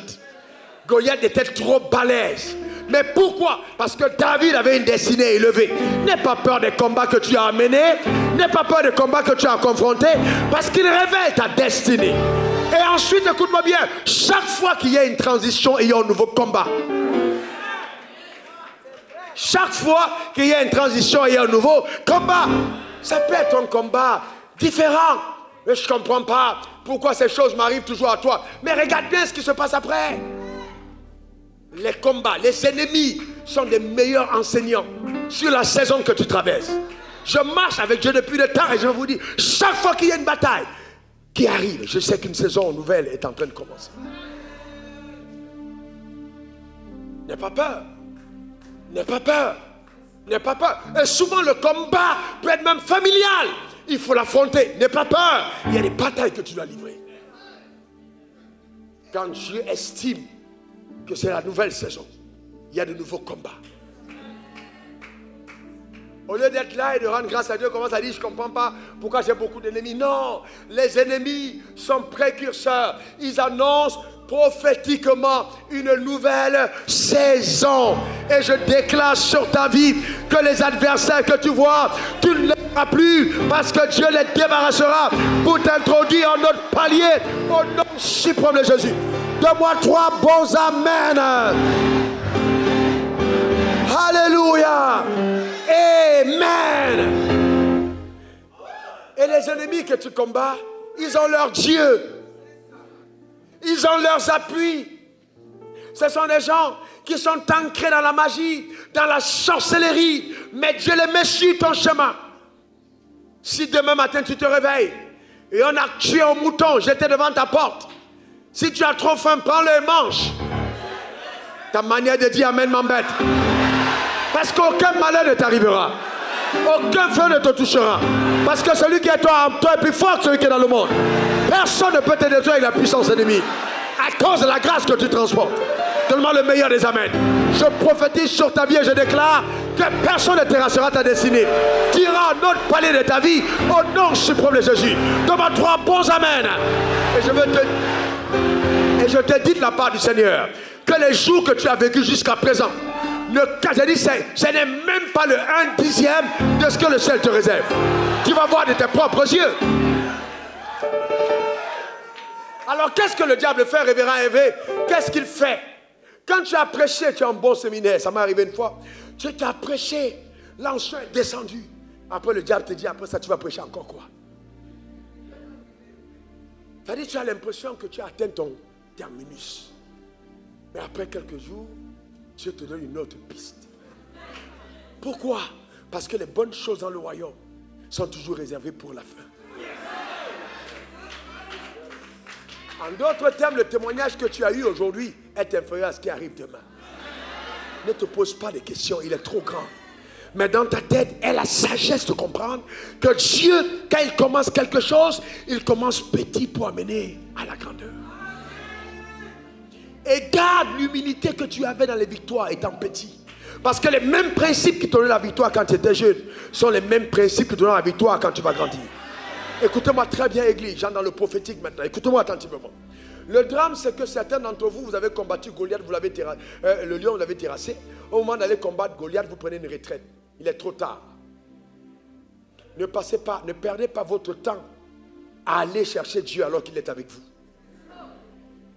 Ah, le drame de l'église, je vais me retirer, je vais prier, je vais prendre une retraite pour aller faire. Dieu est avec toi. Il est avec toi. David n'a pas eu un temps de retraite. David n'est pas allé devant le pasteur pour dire, pasteur, impose-moi les mains, maintenant je vais aller combattre Goliath. Le pasteur avait peur de Goliath. Parce que le pasteur n'était pas le tueur de Goliath, c'était David. Il y a des choses que tu feras que ton pasteur ne peut pas faire. Ne limite pas ta destinée à la taille de ton pasteur ou au combat de ton pasteur. Tu vas combattre des combats que ton pasteur ne peut pas livrer à cause de ton appel. Mais ce n'est pas pour autant que tu vas mépriser ton pasteur. Même si ton pasteur ne t'a pas compris, il est celui qui t'enverra un jour vers Goliath.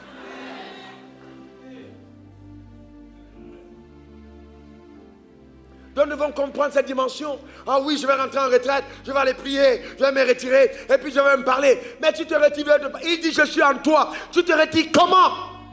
Si une occasion se présente devant toi, frère, arrête de dire je vais prier. Elle est là en face. Vas-y. Il n'y a pas plus grande prière que confiance en Dieu qui est avec toi. Souvent, aller en retraite est un indicateur que tu as peur. C'est un indicateur que tu as peur parce que Goliath en face, on est en train de menacer le peuple devant depuis 40 jours. Tu dis, je vais aller en retraite, je vais aller en retraite. Vous avez vu David, on est allé le one à nouveau? Non. Souvent, la même grâce que tu as en brousse, qui t'a rendu puissant, c'est elle qui va t'exposer en ville. Donc souvent, les déménagements prophétiques sont importants. Dieu te sort d'un territoire pour te mener dans le plus grand parce qu'il y a quelque chose de plus grand. C'est Dieu qui conduit les pas. Je suis en train de prophétiser maintenant et d'appeler dans ta vie une autre dimension d'abondance au nom suprême de Jésus. Aucune des personnes qui te combat ne sortira vainqueur de ce combat. Je décrète, déclare et établis dans le nom suprême de Jésus que tu vas aller plus loin avec Dieu. Dans le nom suprême de Jésus. Car la sagesse de Dieu a une opération au travers de ta vie. Donne-moi le meilleur des amens. Donne-moi encore 2 beaux amens. Amen. Quelqu'un dit c'est mon partage. Quelqu'un dit c'est ma portion. Alléluia. Eh bien c'est important. Il faut aimer la sagesse. Asseyez-vous. Aimer la sagesse. Dis à ton voisin j'aime la sagesse. Encore j'aime la sagesse. C'est très important. Mais la sagesse, elle le perd avec la connaissance. Si tu ne connais pas, tu ne peux pas être sage. Voyez-vous, la sagesse opère avec la connaissance. Et il y a tellement de personnes qui ont consécuté leur destinée parce qu'ils ne comprennent pas la sagesse. Il y a des gens qui sont maîtres dans des domaines. Il y a des gens qui maîtrisent des domaines parce qu'ils ont eu des révélations dans ces domaines. En ce qui concerne le règne, j'ai 8 révélations de Jésus. 8 révélations. 3 apparitions physiques de Jésus. Donc, frères et sœurs, il y a un domaine de connaissance révélé que j'ai, qui est juste incontestable parce que c'est une révélation de Dieu. Donc, frères et sœurs, il faut connaître Dieu. Et à chaque situation, demander à Dieu, quelle est donc la sagesse qui m'amènera à opérer dans ce domaine? Regardez ce que la Bible dit dans Proverbe 3, verset 13 à 17. Heureux l'homme qui a trouvé la sagesse. Il possède l'intelligence, car le gain qu'elle procure est préférable à celui de l'argent. Et le profit qu'on en tire vaut mieux que l'or. Elle est plus précieuse que les perles. Elle a plus de valeur que les objets de prix. Dans sa droite est une longue vie. Dans sa gauche, la richesse et la gloire. Ses voies sont des voies agréables. Et tous ses sentiers sont paisibles. C'est ce que la Bible dit. De la sagesse. Les sentiers sont paisibles. La paix, la sagesse de Dieu. La Bible dit, elle procure un gain élevé. On tire, on profite de la sagesse. Elle est plus précieuse que les perles. Elle a plus de valeur que tous les objets de grand prix. Elle donne la longévité. Elle donne la richesse. Elle apporte la gloire. Elle te fait mener une vie de qualité supérieure. Reçois cette grâce au nom suprême de Jésus. Voyez-vous, quand la sagesse est avec toi, tu finis par comprendre que tes ennemis sont une porte d'opportunité. Chaque fois, écoutez-moi bien, je vous donne un secret qui est personnel. Chaque fois que j'ai un combat, je dis toujours à ma femme, et ma femme le sait, il y a tellement qu'elle me dit, ça veut dire que ce qui arrive là est trop grand. Et c'est pourquoi face au combat, je ne perds pas ma joie. Parce que je sais que derrière les combats, il y a de grandes portes d'opportunités qui s'ouvrent derrière. Les combats sont précurseurs. Un jour, une de mes collaboratrices m'a demandé, mais attends, je ne comprends pas, mais pourquoi tu es tant attaqué? J'ai regardé et à moi-même j'ai dit, un jour tu comprendras pourquoi. Parce que frère, vous devez le comprendre. L'ennemi va te donner l'occasion de prouver que tu es différent des autres. Note-le. Tes ennemis te donneront l'occasion de prouver que tu es différent des autres. C'est-à-dire, ils vont se dire, depuis que nous attaquons les gens, on n'a jamais vu quelqu'un comme lui. C'est dans les combats que ta différence s'exprime.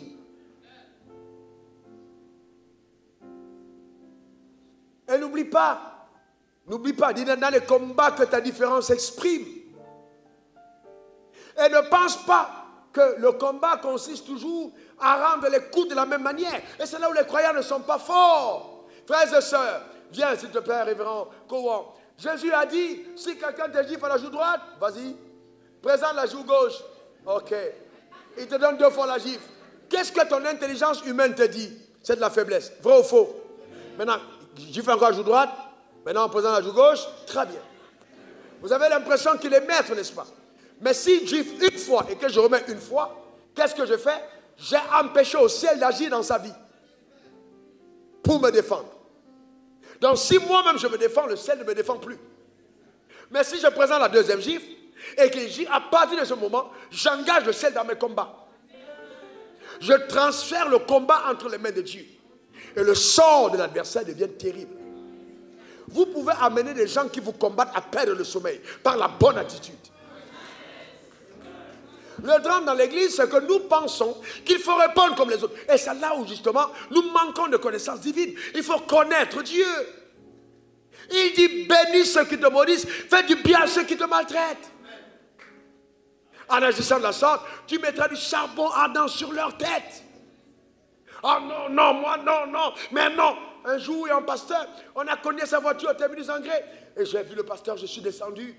Et j'ai dit, pasteur, s'il te plaît. Il dit, non, non, non, non, non, non. Oh, mais je suis de côté. J'ai dit, mon frère, calme-toi, les gens nous regardent. Non, et puis ça fait quoi? Je suis allé tranquillement de ma voiture, je suis parti. J'ai dit, mon frère, je ne suis pas prêt à mettre Jésus de côté. Parce que ça, ce n'est pas la sagesse. Et vous voyez souvent, vous demandez, mais pourquoi est-ce que les gens ne progressent pas? C'est parce qu'ils n'ont pas progressé à l'intérieur d'eux-mêmes.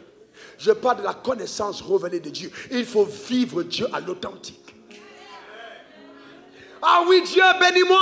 Oh Dieu, je merci. Mais n'oublie pas, ce que tu aimerais que les gens fassent pour toi, fais-le de même pour eux. Qu'est-ce que tu fais pour les gens?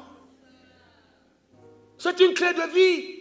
Ne pensez pas, ah non, je ne comprends pas, mais ce gars, il est toujours béni, frère. Viens avec moi et je t'ouvre mon carnet secret pour te montrer ce que j'ai fait. Et là, tu comprendras le chemin de la faveur. Rien n'arrive accidentellement. J'ai programmé mon futur pour vivre des moments exceptionnels par mes actions. Rien n'arrive par hasard. Rien du tout. Même quand je voyage, que je sois assis ici, que je sois assis là-bas, mon voisin de gauche ou de droite n'est pas un accident. Jamais de la vie. Je ne crois pas au hasard. Ma vie est programmée. Le siège où je m'assois est préparé. Ma vie est escortée. Je ne crois pas au hasard. J'ai dit hier que Dieu m'a constitué comme distributeur automatique du bonheur. Tu ne peux pas me côtoyer et ne pas être heureux. Ce n'est pas possible. J'essaie des opportunités pour embellir la vie, pour faire du bien à quelqu'un. C'est ce que je suis. Mais le drame, c'est que si tu ne migres pas dans cette dimension et que tu vis pour ce que tu obtiens, tu es malheureux. Nous parlons de sagesse. Nous parlons de sagesse. Mais c'est choquant de voir. Et récemment, je parlais avec le révérend Évé et je lui dis, j'ai été attaqué. On a été attaqués tous ensemble d'ailleurs. Et puis après, Dieu me dit, bon, règle le problème autrement. On a gagné tous les procès. Je dis, comment? Il dit, fais du bien à ceux qui te maltraitent. Il dit, waouh. Il dit, oui, règle ça autrement. Tu as gagné le procès, mais sois en paix avec toi. Je ne fais pas une parenthèse là-dessus. C'était juste inacceptable. Mais il y a des dimensions de connaissance de Dieu où tu dois accepter d'emprunter les voies que Dieu te demande de faire. Mais juste après, les gens, pasteurs, frère, oui, mais qui ont appelé, mais comment? Mais c'est, non, attaquer. J'ai dit, mais c'est pas possible. Après, j'ai dit au gars lui-même qui me racontait l'histoire, il me dit, tu sais que les personnes m'ont appelé, telle personne m'a appelé. J'ai dit, laisse tomber. Ils m'ont appelé pour dire, non, il faut que je parle encore contre toi. J'ai dit, mais ce gars, il ne m'a rien fait. Ce gars, mais vraiment, quelle humilité là. Mais j'ai dit, non, reste calme. Tu comprends maintenant pourquoi est-ce qu'ils sont là où ils sont. Votre cœur est la clé de votre problème. Votre cœur est la clé de votre problème. Si vous vous réjouissez du mal qui arrive à autrui, le mal reviendra chez vous. Mais si vous êtes dans la compassion de voir quelqu'un souffrir, alors vous sortirez des problèmes. C'est la loi de la vie. Et le nombre de personnes qui étaient jalouses est un indicateur de la dimension de ta royauté. Il ne faut pas avoir peur non plus. Le problème, c'est que quand Dieu t'a appelé, il n'a pas consulté ton voisin, ni ta mère, ni ton père, ni tes amis. Il n'a consulté personne. Et il y a des niveaux de bénédiction où tu es obligé d'avoir l'inimitié de ceux qui étaient amis hier. C'est tellement fracassant que tes propres amis, tu deviens un jugement pour eux. Vous êtes allés au même niveau, vous avez fait les mêmes prières, mais quelque part, soudainement, tu es propulsé. Ce sont les mêmes amis qui disent non, c'est pas possible. Lui, là, il pense que quoi? Non, frère, c'est pas il pense que quoi? Il y a quelque chose qui est arrivé. C'est la grâce de Dieu sur ta vie. Et les gens vont commencer à être jaloux. Je suis en train d'appeler sur ta vie l'accélération annoncée hier. L'accélération à tous les égards. Au nom suprême de Jésus. Tellement le meilleur des amens. Tu seras plus riche que celui qui te donne les marchés. Plus puissant que celui qui t'ouvre les portes. À cause de la main de Dieu sur ta vie. La faveur de Dieu t'accompagne dans toute sa force. Au nom suprême de Jésus. Dis encore Amen. Dis encore Amen. Dis Seigneur, je saisis la clé de l'accélération.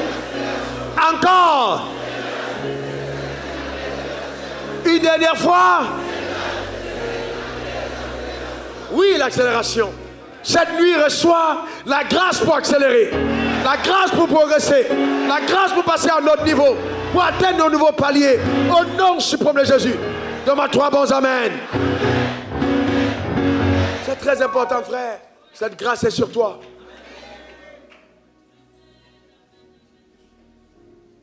Tu n'es pas obligé de subir les mêmes alinéas que les autres personnes autour. À cause de la main de Dieu qui est sur ta vie et de la grâce de Dieu qui t'accompagne.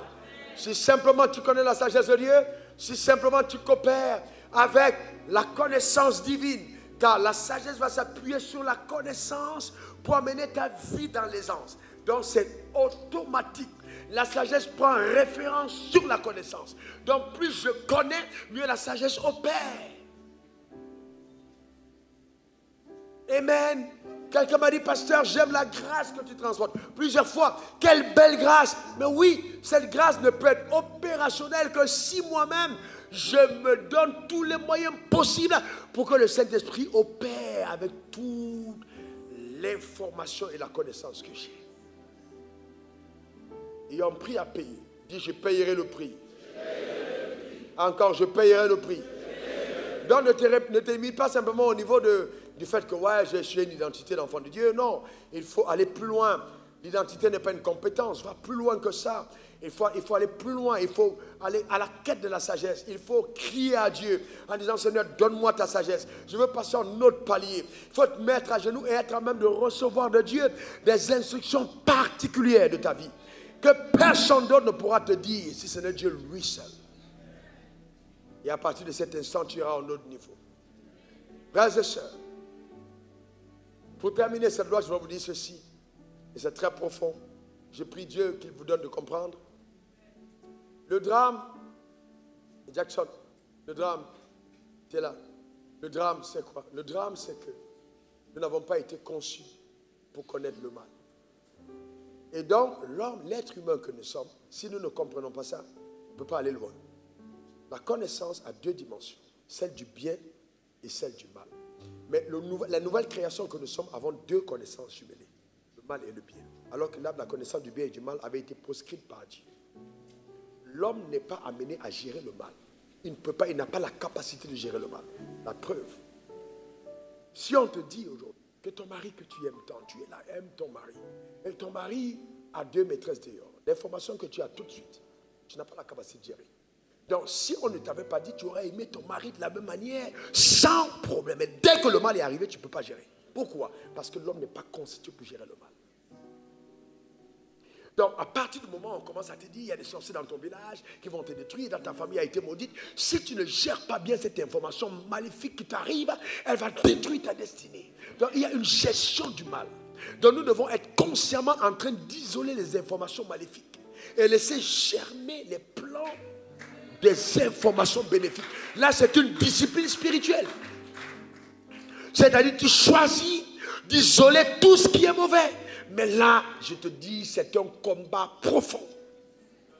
Oh, je sais que telle personne a dit du mal de moi. Je sais que telle personne m'a calomnié. Je sais que tel de mes fils m'est déloyal. Mais je lui fais du bien quand même. Mais pasteur, non, la Bible dit fais du bien à celui qui te aime. Simple. En me tenant sur la parole, j'isole le mal.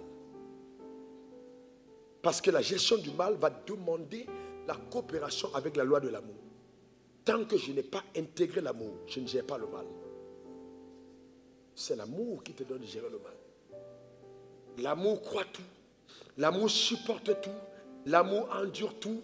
L'amour ne recherche pas son propre intérêt. L'amour recherche l'intérêt d'autrui. Alors quand j'étais jeune prédicateur et que je touchais 25 000 francs CFA, je prenais 12 000 francs CFA par mois, je coupais en deux et je distribuais à mes autres camarades. Et je prenais 7 000 environ. J'allais payer les trucs au marché. J'allais donner à mon père qui me payait à 25 000. Apparemment, on dirait, mais il est fou celui-là. Son père a plus d'argent que lui. Mais non, je l'aimais. Simple. Je l'aimais. Et je voulais honorer mon père en allant acheter un sac de riz et quelques goyaves et tout pour amener chez lui. Quelqu'un me dira, mais non, tu n'as pas besoin de faire ça. Il a dit, non, mais je l'aime. Voyez-vous? Je l'aime. Et comme je l'aime, je m'isole de toute information qui pouvait être mauvaise. Et je me rappelle le jour où je me suis plein devant Dieu en disant, Seigneur, mais toi-même regarde mon salaire. Regarde ce que je touche. Avec tout l'argent de ce ministère, j'étais visitateur de l'école biblique. Et Dieu m'a dit, mais qui t'a appelé? J'ai dit, c'est toi. Il dit, tu veux qui te paye? J'ai dit, c'est toi. Il dit, bon, note maintenant, et puis tu vas voir ce que je vais te payer. Ça a tout changé. Le problème, c'est que nous ne sommes pas entraînés à gérer le mal. Quand on te dit, tel a fait telle chose, comment tu réagis? Mais le problème aussi, vous voyez, si tu gères le mal, tu sais gérer le mal, à part l'amour, tu ne seras jamais jaloux, jamais de la vie. Frère, je ne connais pas le sentiment de jalousie. Je ne connais pas. Je l'ai éradiqué de mon âme. Quand on me dit que tel frère était béni, je suis heureux, je suis content. D'ailleurs, j'ai prié, j'ai dit, Dieu, bénis-nous nombreux. Comme ça, si les bandits veulent tuer un pasteur riche, qu'on soit nombreux. Comme ça, je ne suis pas le seul. Il faut faire attention d'être le seul béni. Frères et sœurs, quand il a tué Abel, hein, Akaya a tué Abel, je ne veux pas mourir. Vous pouvez être, Dieu peut être avec vous, mais vous mourrez. Parce que vous êtes le seul avec qui Dieu est. Donc c'est bien qu'il soit avec plusieurs. Comme ça, vous vivrez. Les autres qui sont bénis comme toi deviennent ta ceinture de protection. Quand vous avez compris ça, vous êtes heureux que beaucoup soient bénis. Reçois ton jet, reçois tes châteaux, reçois-les au nom de Jésus. Reçois tout ce que le ciel t'a réservé. Dieu n'a aucun problème. Car il a donné à ton aïeul la terre entière. La terre et tout ce qu'elle renferme appartient à ton père. Et Satan est comme menteur. Et si tu aimes Dieu, tu aimes les hommes, tu auras accès à ce que le ciel t'a réservé. Tu n'as pas à être jaloux. Non, la connaissance du mal. Il faut haïr le mal. N'aimez pas le mal.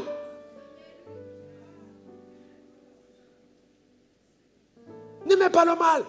Ma femme me dit, mais comment? Mais c'est cette personne. J'ai dit, ma chérie, j'ai oublié. J'ai oublié parce que je prie pour mon cœur. Je n'ai pas le temps pour ça. Si tu me vois embrasser les personnes qui m'ont attaqué, tu dis, mais attends, est-ce qu'il a... Non, frère, je n'ai pas le temps. Heureux celui qui a le cœur pur, quand il verra Dieu. Nous parlons de l'authenticité de la vie avec Dieu. Ce n'est pas non, l'authenticité.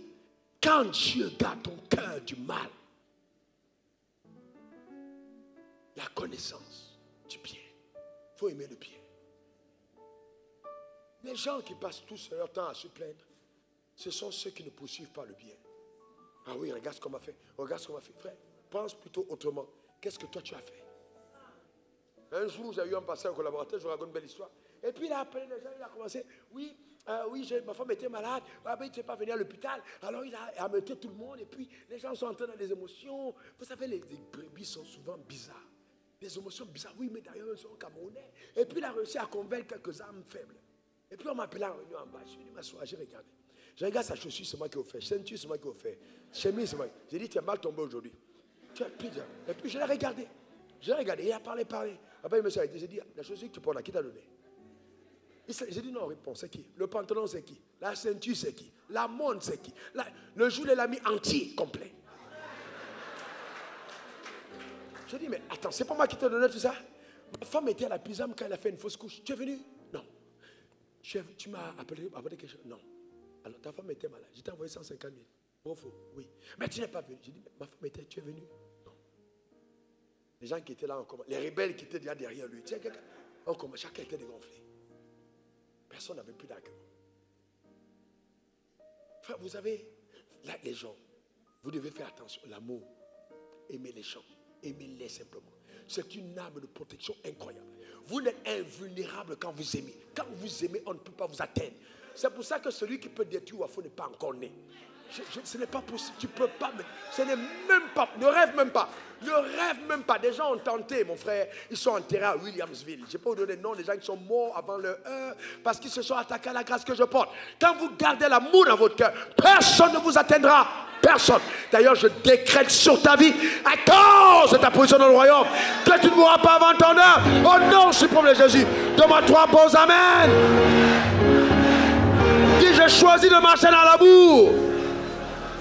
Déclare-le encore. D'aimer mes ennemis. De faire du bien à ceux qui me maltraitent. De pardonner à ceux qui m'offensent. Car j'ai la révélation que c'est là la clé d'une destinée glorieuse au nom suprême de Jésus. Donne-moi 3 bons amen.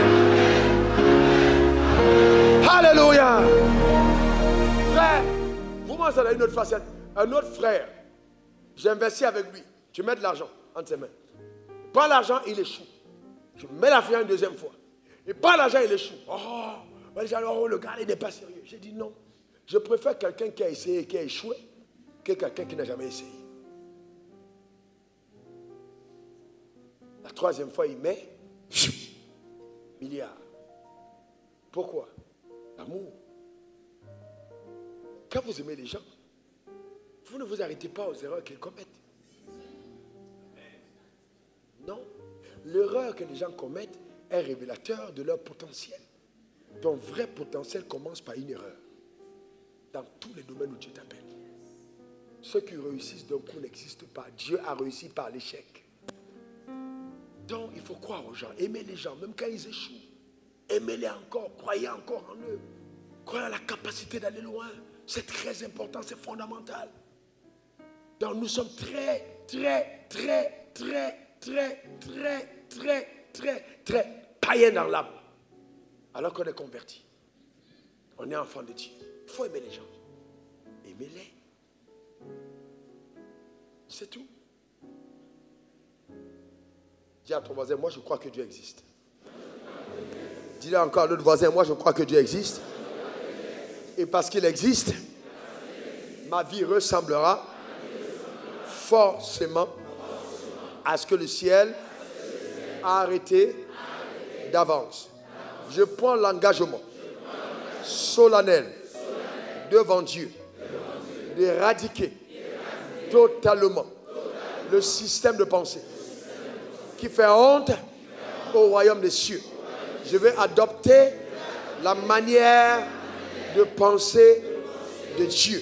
À partir d'aujourd'hui, je déclare sur ma vie que je passe à un autre palier de la jouissance de la vie avec Dieu. J'aime la connaissance. Et de toute mon âme, je crie à Dieu, donne-moi la connaissance. Éclaire-moi dans le domaine où tu m'as appelé. Montre-moi, ô Père, les codes d'accès à la connaissance. Je veux la connaissance. C'est pourquoi, en lisant la parole, je prie de toute mon âme que tu te révèles à moi. Parle-moi.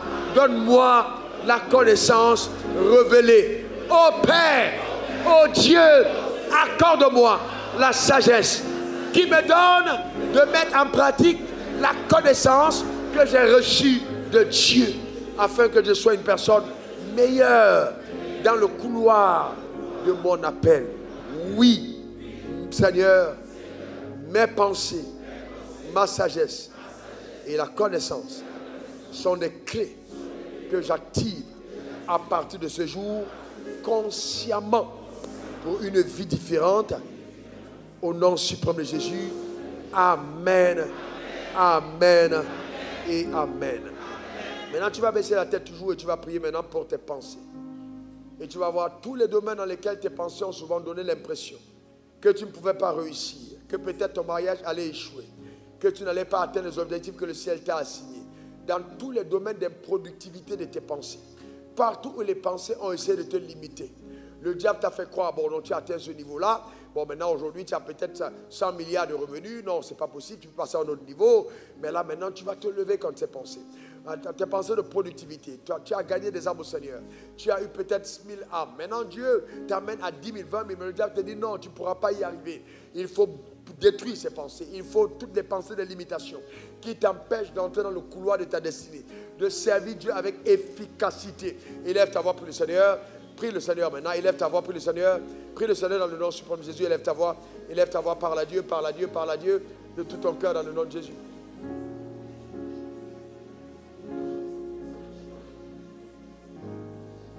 Parle à Dieu. Prends autorité. Prends autorité contre toutes les pensées, contre toutes les hauteurs, les raisonnements qui s'élèvent contre la pensée de Dieu. Prends autorité. Prends autorité dans le nom puissant de Jésus. Prends autorité. Prends autorité. Prends autorité. Au nom puissant de Jésus. Prends autorité. Par la grâce de Dieu, prends autorité.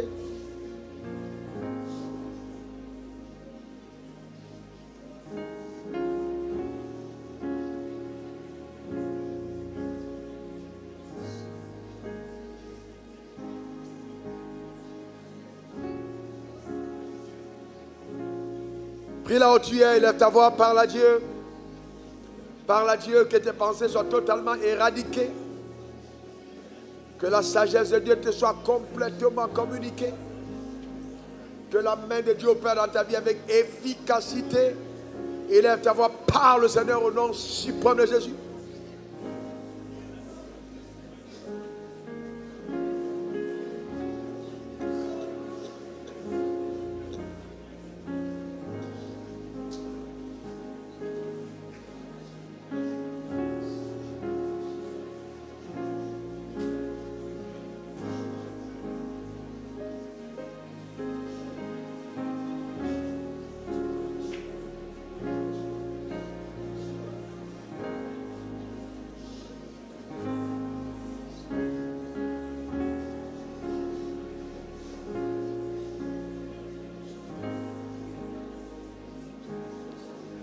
Demande la sagesse pour toi-même.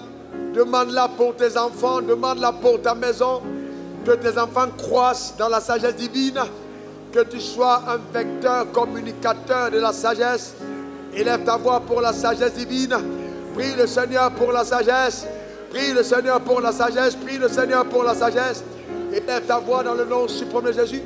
La Bible dit, si nous manquons de sagesse, demandons-la à Dieu qui nous en donnera. Élève ta voix. Demande dans la sagesse de Dieu. Demande-la de toute ton âme dans le nom puissant de Jésus. Demande la sagesse divine au nom suprême de Jésus. Demande la sagesse, demande la sagesse. Demande-la dans le nom puissant de Jésus. Clame cette sagesse. Appelle-la à manifestation au nom puissant de Jésus. Prie le Seigneur.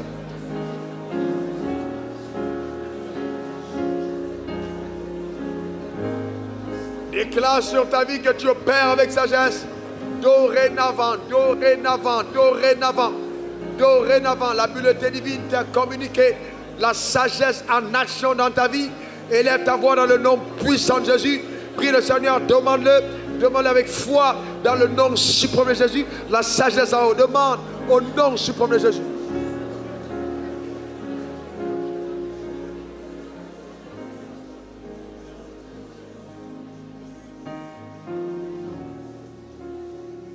Merci Seigneur. Maintenant, permets-moi de prier pour toi, quelle que soit ta position, s'il te plaît, mets ta main en contact avec ta tête. Alors, je voudrais te dire ceci.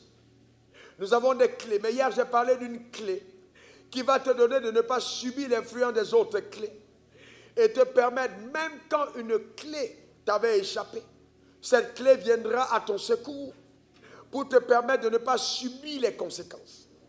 Donc, c'est l'onction qui est relâchée dans l'atmosphère de la foi. Donc, cette onction va déclencher dans ta vie une accélération particulière. La loi de la pesanteur dit que tout objet qui est jeté dans l'air va être attiré vers le centre de la terre. Cependant, quand l'avion monte, l'avion ne tombe pas à cause de la loi de l'aérodynamique. Donc, maintenant, en relâchant cette onction sur ta vie, je suis en train de faire appel à la prédestination, qui te donne de ne pas subir les conséquences qui arriveraient à une personne ordinaire à cause de l'humilité que le ciel t'a accordée par prédestination. Donc à cause de cela, même ton ignorance engage le ciel à une fidélité remarquable. Car il est écrit, lorsque même tu seras infidèle, moi je resterai fidèle. Il est écrit, si tu crois, tu verras la gloire de Dieu. Et je déclare sur ta vie que là où les gens ont mis 25 ans pour voir des résultats, tu verras les résultats en 2 ans, par la puissance de Dieu, au nom suprême de Jésus. Accorde une accélération particulière dans le nom suprême de Jésus. Il est dit dans ton domaine qu'on n'a jamais vu quelqu'un faire ce que tu fais ou ce que tu prétends faire. Mais je décrète, déclare et établis qu'à partir de toi, on verra cela se faire au nom suprême de Jésus. Les choses qui t'arrivent sont rares. Des témoignages uniques et particuliers sont ta portion dans le nom suprême de Jésus. Oui, de ton ethnie, de ton village, de ta famille. Personne n'a jamais été à ce niveau-là. Mais Dieu t'amène comme un précurseur dans le domaine de ton appel. Et que tes pensées maintenant te dévancent dans les territoires de tes possessions au nom suprême de Jésus. Qu'elles soient changées maintenant et que la puissance du Saint-Esprit, par la parole de Dieu, opère en toi, renverse les forteresses, les hauteurs, les raisonnements au nom suprême de Jésus. Et que tu te vois dans ce couloir. Le couloir là où même la tradition ne te voyait pas. Le couloir de la politique, le couloir des affaires, le couloir du ministère, le couloir de la science, le couloir du sport, le couloir de l'art. Dans le couloir où Dieu t'a appelé, je prie une accélération dans le nom suprême de Jésus. Qu'il arrive sur le chemin de ta destinée des rencontres orchestrées par le ciel. Tu rencontreras des gens qui porteront une cruche d'eau sur leur tête. Tu verras la femme au vase d'albâtre venir à ta rencontre. Des rencontres programmées par le ciel au nom suprême de Jésus. Là où à la veille de ton découragement, tu voudras jeter l'éponge, tu rencontreras là quelqu'un qui viendra avec un message de ta part, avec une provision pour toi, avec quelque chose qui sera un encouragement subit au nom suprême de Jésus. Qu'il en soit ainsi. Certains d'entre vous avaient même été tentés de compromettre ou de relâcher votre foi. Mais Dieu me dit de te dire, tu n'as pas besoin de ça. Lui qui a commencé cette belle œuvre en toi, il saura la parfaire. J'appelle maintenant dans le nom puissant de Jésus que la clé de la connaissance te donne d'accéder à un nouveau territoire. Au nom suprême de Jésus, reçois cette grâce sur ta vie. Un nouveau territoire, une extension nouvelle. Il est écrit, je vous donnerai les clés du royaume, ce que vous lirez sur la terre sera délai dans le ciel. Alors j'appelle maintenant la visitation du ciel dans ta vie au nom puissant de Jésus. Que toutes ces choses que le ciel a préparées d'avance soient ta pleine portion dans le nom suprême de Jésus. Ce sera tellement puissant que toi-même tu diras, je ne sais pas ce que j'ai fait. Tu vas toi-même être estomaqué, étonné. Tellement ce sera émerveillant que quand tu vas raconter ça à tes amis, on aura l'impression que tu mens. C'est un miracle rare, c'est un témoignage unique qui est en train de t'attendre dans cette saison au nom suprême de Jésus. Je parle sur ta vie. Et je dis, l'année passée, Dieu t'a dit qu'il agissait à la fin de l'année, encore plus puissamment qu'en début d'année. Et cette année, tu verras encore ça 2 fois plus fortement. La main de Dieu intervient de façon forte. Cette année est une année d'explosion. J'ai dit une explosion. Une année d'explosion. Je t'amène à l'explosion totale dans le nom suprême de Jésus. Qu'il en soit ainsi. Un étirement, un étirement, un étirement, un étirement, un étirement, un étirement vers d'autres dimensions dans le nom suprême de Jésus. Un étirement par la puissance de Dieu. Qu'il en soit ainsi. Qu'il en soit ainsi. Oui, tu as fait du bien. Et tu as fait du bien. Et tu as fait du bien. Mais cependant, les gens t'ont rendu le mal et le mal. Dieu me dit de te dire de ne pas t'arrêter à ce que les gens ont fait. Car ce n'était pas pour eux que tu le faisais, c'était pour lui que tu le faisais. Il n'est pas ingrat pour oublier tous les sacrifices que tu as consentis.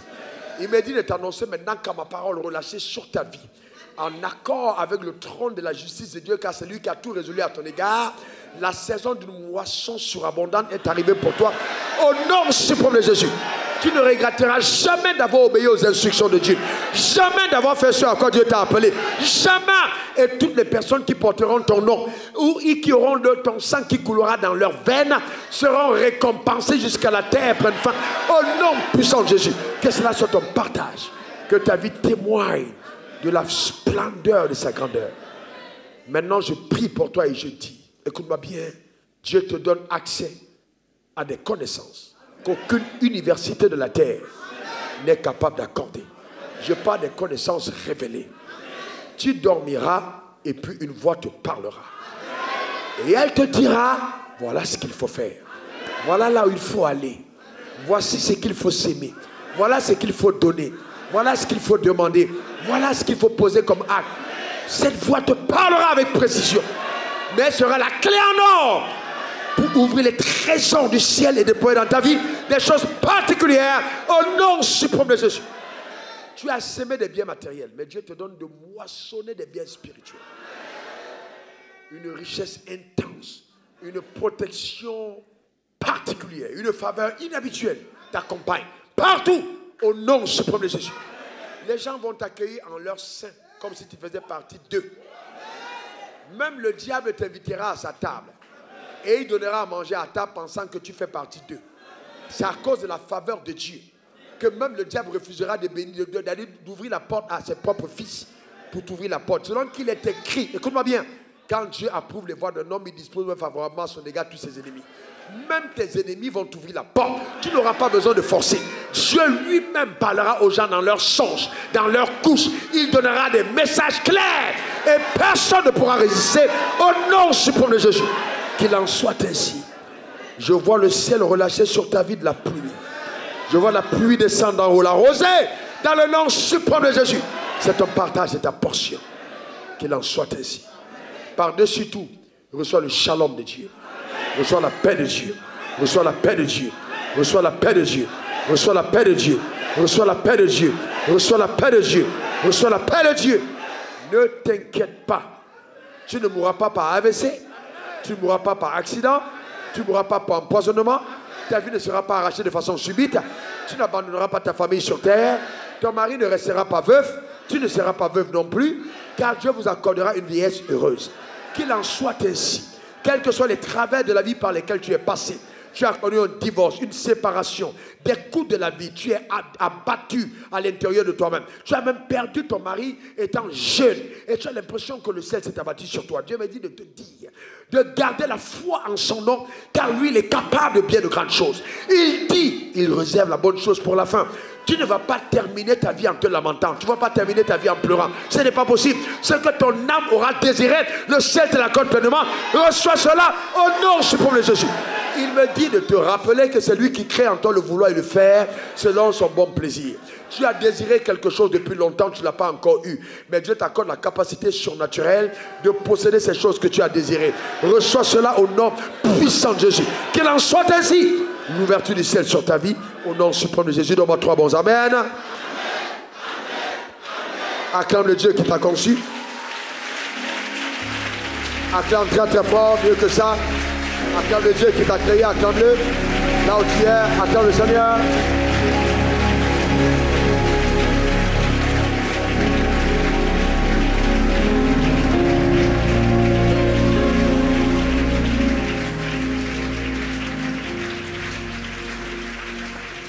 Lève ta main.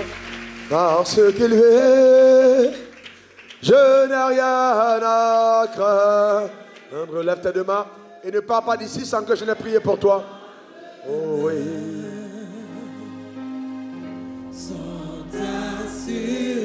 Lève ta main vers son trône. Merci Seigneur. Entre sa main, Jésus tient ma vie. Pour ce temps et l'éternité, je sais qu'il vit. Lève ta main vers le ciel et rends grâce à Dieu.